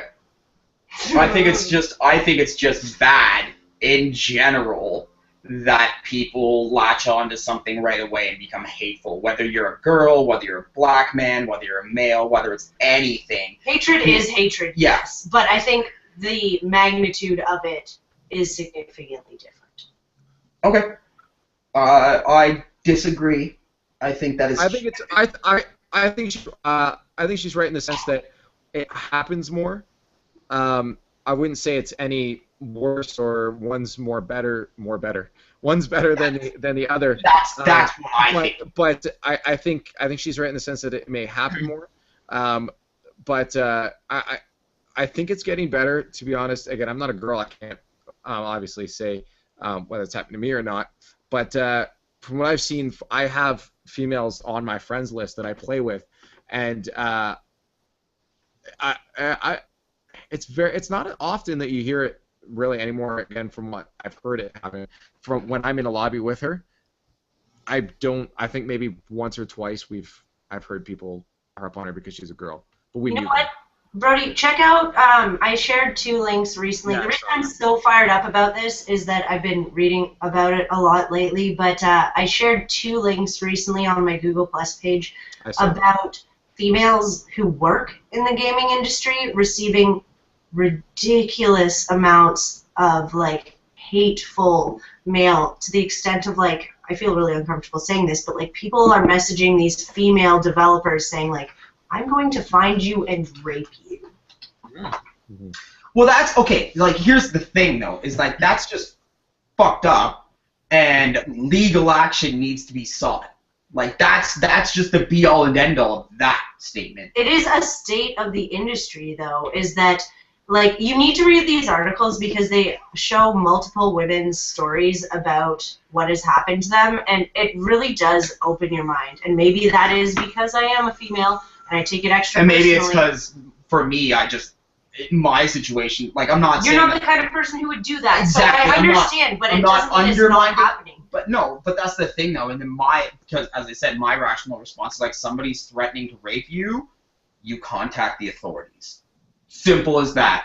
Threats like that, like online harassment and stuff like that, can be constituted as legitimate harassment now. It's like the way the world has worked with technology. We're not back in, like 10 years ago where the internet was kind of a new thing and instant messaging was a new thing. Like, internet harassment is a legitimate thing. And I think that if these people aren't seeking legal action, like, you can't just expect it to go away. People like that. I'm going to generalize those, part of my language, those fuckheads that do things like that. They need to be punished straight up. But what is the implication on the person who's on the receiving end of any kind of hatred like that? Is like, sure, you can contact the police. Does that make you feel any safer at night? No. No, it doesn't. It permanently scars your psyche. And I'm not saying I'm fucking scarred, but like, I want to bring to everyone's attention a little bit of an agenda that there is a small-ish medium problem in the industry. And I think that people like myself, Brody, and Eric. You guys gotta fight. Well, that's the thing, and then you yourself included need to fight against that kind of stuff. And like that's the thing, though, is like just zero tolerance for stuff like that. And being aware of it is the first step, which is why I'm like, this is a controversial thing to bring up on air, but you know, people need to face the reality of what's happening. I think in my opinion, I think with like my standpoint on it, why I may seem like I'm shrugging it off, but I'm not. It's like I just feel like it's so ridiculous. I feel like this day and age with like things like homophobia and racism and things like that. Let's just talk about it in the gaming world. Let's not go into the grand scheme of things, but like it's just ridiculous and it's frowned upon. And the people who do that kind of stuff, you're like instantly, it's like you could sound like the most intelligent human being. You drop the N-word, you're an idiot. You're stupid. And so the case in point here is that, you know, we need to keep deterring these kinds of hateful actions so that eventually they stop. I have, and again, as I said, whenever I'm in a lobby with that friend, if it did happen, and it's not even just me, but it was everyone would just start to harp on that person. Yeah, everyone would harp that person up, and if they continued or didn't leave, we just mute them. That's the key, is that you need to be vocal about how, like, straight up, these dudes are making you dudes look bad. I think that, again, that's another generalization, though, and I don't think that's fair. Well, no, it's not fair, but when you look at generalizations, we've had many of them here, it's that it's making the community more hostile, and we need to stop it. No matter what, you're going to have the bad egg. Rape threats need to be taken seriously and need to be notified to the authority. Somebody calls me a white male but doesn't see me, calls me an N-word, I'm like, you're an idiot, and I mute him. Somebody makes fun of you because you're a girl, mute him. Who cares? Well, yeah, that's the whole, like, you can just shrug it off. When it's like cumulative, it's like, no, but it seriously affects you. Like, it's bullying 101. It doesn't matter if it's because you're a girl and it's online. Someone calling you a girl shouldn't upset you. You are a girl. No, that's obviously not the insult. It's generally the assumption that you're fat and ugly. Are you fat and ugly? No. But they don't know that. But it doesn't matter. They called me like an N-word. And I'm like, you're sadly mistaken, buddy. Again, it's the thing that you can just shrug it off when you hear it all the time. And I can legitimately say, on Warcraft 3, I heard it all the time. And I learned eventually to not make it obvious that I was a girl. But no, make it obvious. That's the sad part, is that I had to hide the fact that I was a female. Mm-hmm. I don't know. I think another perspective. Again, I'm not disputing the fact that, you know, obviously we need to be vocal and tell these people to shut the hell up because they are wrong. But you know, it's if something's that poisonous, you know, maybe you should stop taking the poison. You know, no one's. I should stop playing games. No, I'm just saying that community in general, right? You know, do you have to have the chat on? Do you have to have your headset on? Right, I think that's unfair to say that you don't. But we like all something. do it. Like white guy, black guy, Chinese guy, Mexican guy, girl, dude. We all do it. Everybody gets harassed. Yeah, and this is the thing, is that it's the difference between individual instances and like a pervasive trend. Mm-hmm. Again, as I said, I've if it happens, a lot of the people in the lobby will step up against it. So yeah. And I said also it does, from what I've heard, it's gotten better. I'm not saying it doesn't happen. I'm saying it's gotten better. And it has. It's not over yet, and this is the thing, is that because I'm a lady attacking the men, stop saying that. Stop. No. You're purposely segregating yourself. No, though. this is. I'm leading into my point. Calm down. Is that I'm not attacking you guys. I would be here every week if I didn't love you guys, and most people are genuinely good people. And they will stand up for you, and they will speak out when something is wrong. This is just a call for more people to do that. That's all it is. You guys got defensive. I wasn't attacking you. No, you got defensive. I think It's in just the because end, it has made me defensive about it because I've experienced it so much. I think in conclusion, what we should say is that obviously, inevitably, there's going to be a bad egg. Someone's going to be a dick to someone, no matter what. And I think what we need to do is just, as a group, always be vocal against these people to tell people to stop being dicks. Yes, it's not female specific, but the amount of female specificness is worse than the rest. In Cool. terms So- of quantity. Dicks, stop being dicks. You're all dicks. Yeah. Yes. Just play your game and like it and be happy that you're playing a game because you live in a country where you have access to games and internet and awesome shit like that. Just be happy. You lost. We all need to get along. Is what it comes down to. Rainbows and sunshine. That was heated, and I'm sorry, but I was reading a lot about it, like I said. So. Hey, no, that's all right. That's what we're here to talk about. Things that relate to games, and that definitely relates to games. But with that, I think we've gone a very long time. We've had a lot of good discussions today, and we've heard each other's stories, so it's been good. We've got to learn a little bit more about each other as well, so that's always fun too. And it's been awesome hearing from all you guys in the Q&A as well too. We had some good comments before when we were having our Smash discussion. And we've had consistent viewers throughout this, so thanks for sticking with us, guys, and listening along with us. If you want to stick around and listen to us talk again next week, you can, because we're going to do that at 7 p.m. EDT on Wednesday. That's the thing we do on Wednesdays. So you can join us, join in on the conversation in the Q&A, and make sure you go to youtube.com/gamersroundtableshow to subscribe, see future videos, and you can go back, watch this one, watch any of our previous ones uploaded to that channel. So Gamers Roundtable Show. Again, my thing's not working down here, but we're gonna go along and say goodbye to the fellows that have joined us this time. So thank you, Eric, for joining, even if it was late. Thank you for joining up. It was glad to see you. Yep, we'll see you next week. And next to them we have Zachary and Sarah. Thanks, Zach and Sarah, once again for coming out. Bye guys. Bye guys. Au revoir, and see you, Gilbert and Mega Man. No, he's not there. He's gone. Oh, Gilbert was fat. He didn't want to listen. Mega Man's still there. Mega Man's always around in my heart. And myself, LeafX or Brody, whichever you want to call me.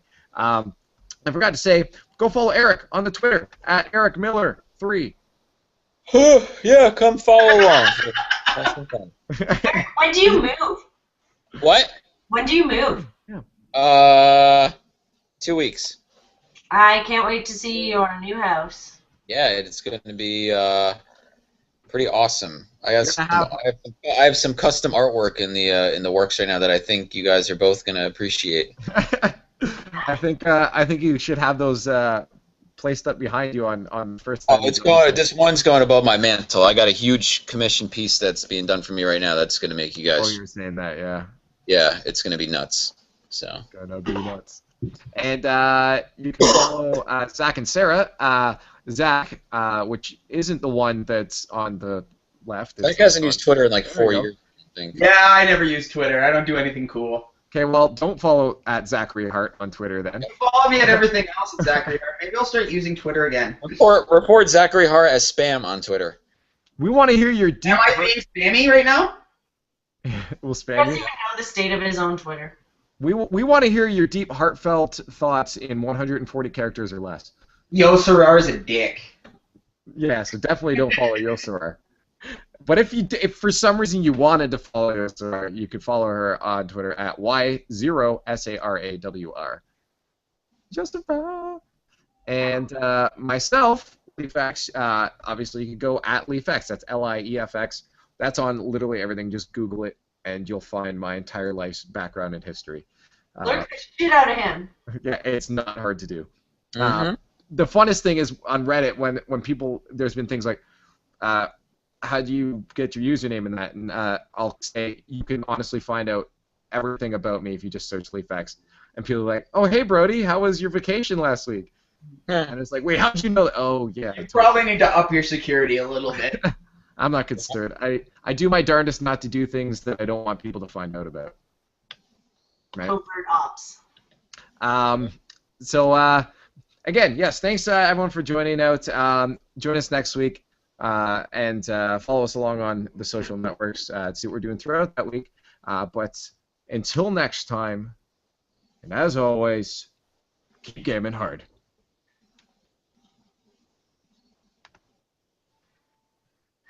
This one's forever.